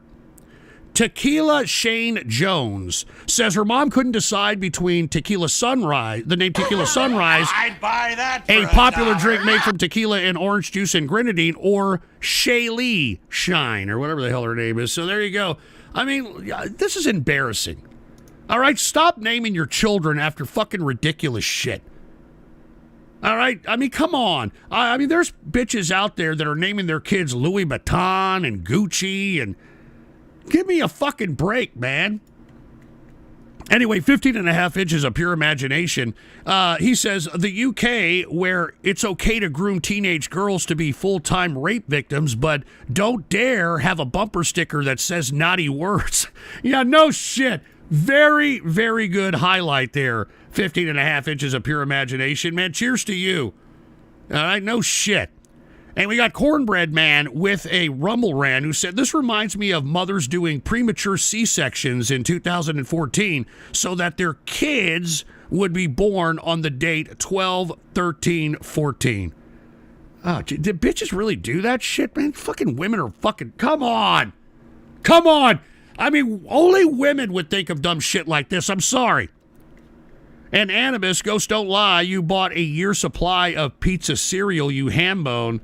No, I don't eat cereal, all right? Cereal is probably one of the most unhealthy things that you can fucking, get yourself. Now, look, I want to talk about rapper Cardi B piercing her asshole, but it is not safe for work, and I cannot show it. But if you want to take a look at it for yourself, it's on Ghost Report Daily, January 28, 2025. And if you go down here, you can actually see the rapper Cardi B and her butt crack pierced. And look, I don't even understand how or why you would do this. I mean, once you pinch a loaf and are trying to wipe down there, I mean, you got a hole there. You got a hole. I don't fucking know. I don't get it. I don't get it. I mean, what is that supposed to prove? I get it that Cardi B is trying to sell herself off as some fucking black, slutty sex pot. But piercing your asshole? Oh, God. And 15 and a half inches of pure imagination with a buy me a coffee here. And cheers to you, by the way. Good to see you. He said, speaking of boozy names, Alabama has a state treasurer named Young Boozer, who was an old, sober-looking guy. Oh, man, just imagine that. Just imagine that. Your name is Young Boozer. Very good one there, 15 and a half inches of pure imagination, man. Cheers to you. Anyway, I didn't mean to gross everybody out with rapper Cardi B piercing her butt crack.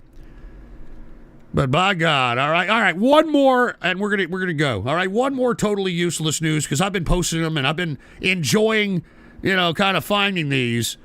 Put the PC shot on, take a look at this. Of course, Philadelphia, after the winning of the NFC title this past weekend, Of course, I'd buy you were that for expecting. $1. Hey, cheers to Count Binface, man. I know your video and then Jack is Okay video is going to be the first tomorrow on the Ghost Show. So cheers to you. I'll read yours in a second. But some idiot in Philly, and by the way, somebody died in Philly. You can actually look at that on one of the Ghost reports. But some guy died falling off a pole trying to climb it in Philly after the NFC title win by Eagles. And then somebody released a goat. Look at this shit. Somebody released a goat on the street. Is this your goat? Look at this shit. Check out this new video of a goat wandering the streets of Philly. I mean, are you kidding me? You Philly people are tards. Streets last night. She says she you called people police from and Philly are animal tards. control. How about that? And you know why they released the fucking goat? You know, greatest of all time, you know, that sort of thing. Do you remember the last time when the Philadelphia won the Super Bowl? Did you see that infamous live video? I saw it live where some Philly idiot, all right, because there was a horse patrol by the cops in Philly, and these horses were, you know, dropping these massive horse turds and shit. And this guy was dared by the crowd to eat the turd, and he fucking did it. So, you know, this is Philadelphia for you, all right? All right, one last one, and I'm getting out of here, all right? Woman defecates in pants to hide drugs, all right? Of course, this is in Texas somewhere. Jesus Christ. What is this? I don't even know where the hell that is. What is this? Corsicana, Texas. I've never been there. Police say a Texas woman attempted to hide evidence during an arrest by defecating in her pants and using the feces to conceal the drugs. Oh, man. I'm telling you, you will always find news, all right, totally useless news on Ghost Report Daily at the bottom right box.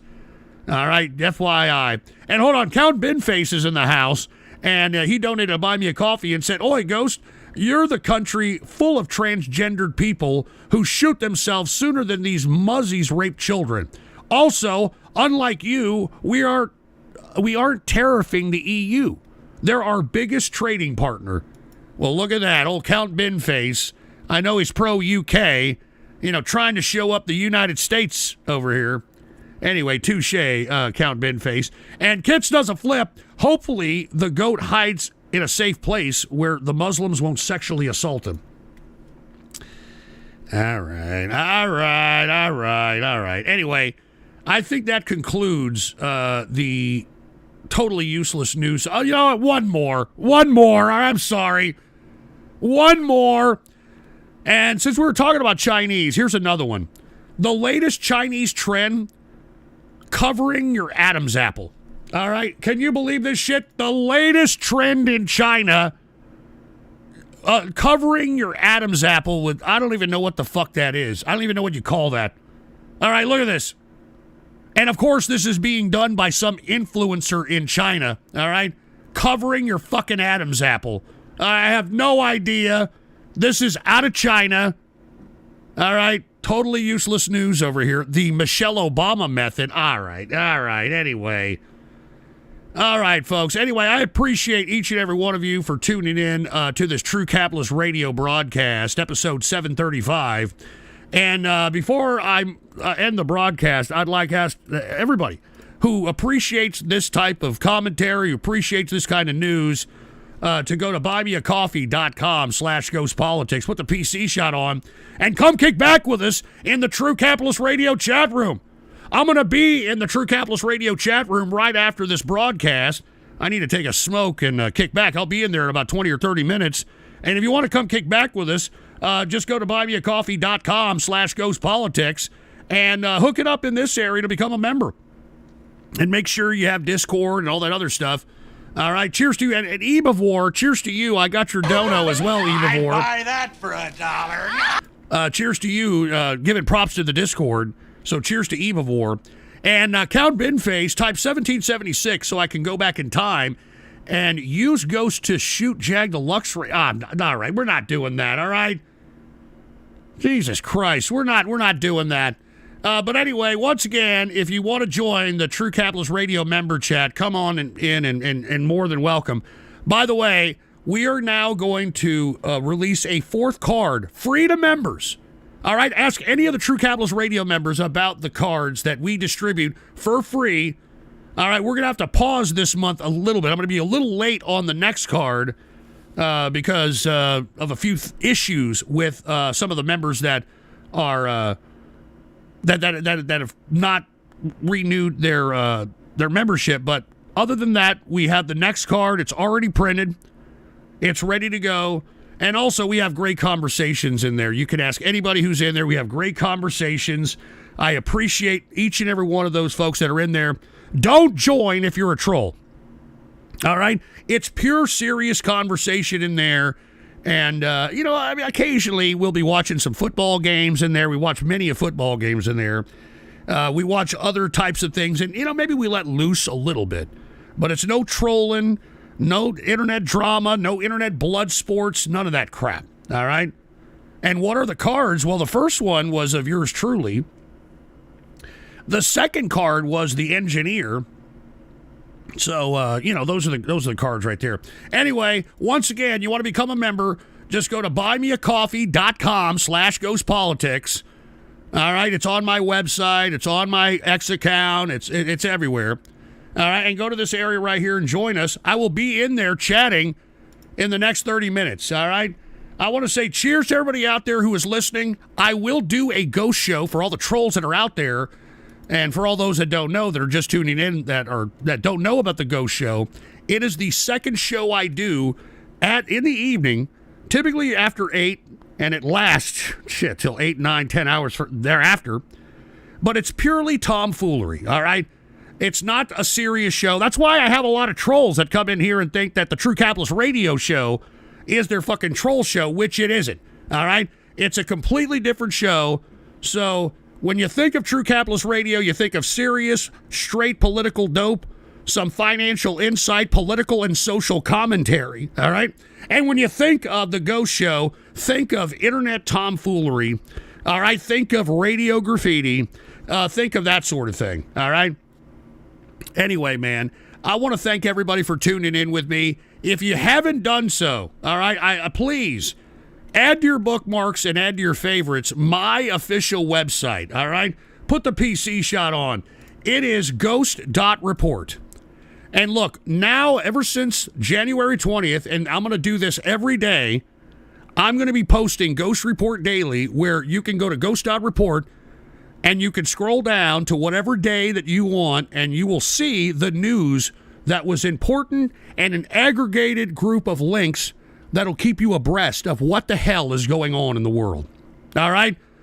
So please add to your bookmarks and add to your favorites, ghost.report, and spread that link around like wildfire, because you can have the world in one website, all right? And all links are curated by yours truly, all right? So with that being said, let me not to forget, everybody follow me on X, baby, all right? Everybody follow me on X or Twitter or whatever the hell you want to call it. It is my social media of choice. Put the PC shot on. The Ghost Report, all right? All one word, no underscores. The Ghost Report. Now, I do broadcast the True Capitalist Radio on this platform, but I don't broadcast the Ghost Show on here or on YouTube because, well, I don't want to get banned. All right, so just FYI. So if you're in another platform and you want to check me out on X or Twitter when it comes to True Capitalist Radio, or if you want to check me out on YouTube when it comes to True Capitalist Radio, there are other options out there, all right? Anyway, man, once again, follow me, The Ghost Report, all one word, no underscores, all right? Anyway, I want to say thanks to all of you that are listening to the True Capitalist Radio Show and that appreciate this straight political dope, this serious content.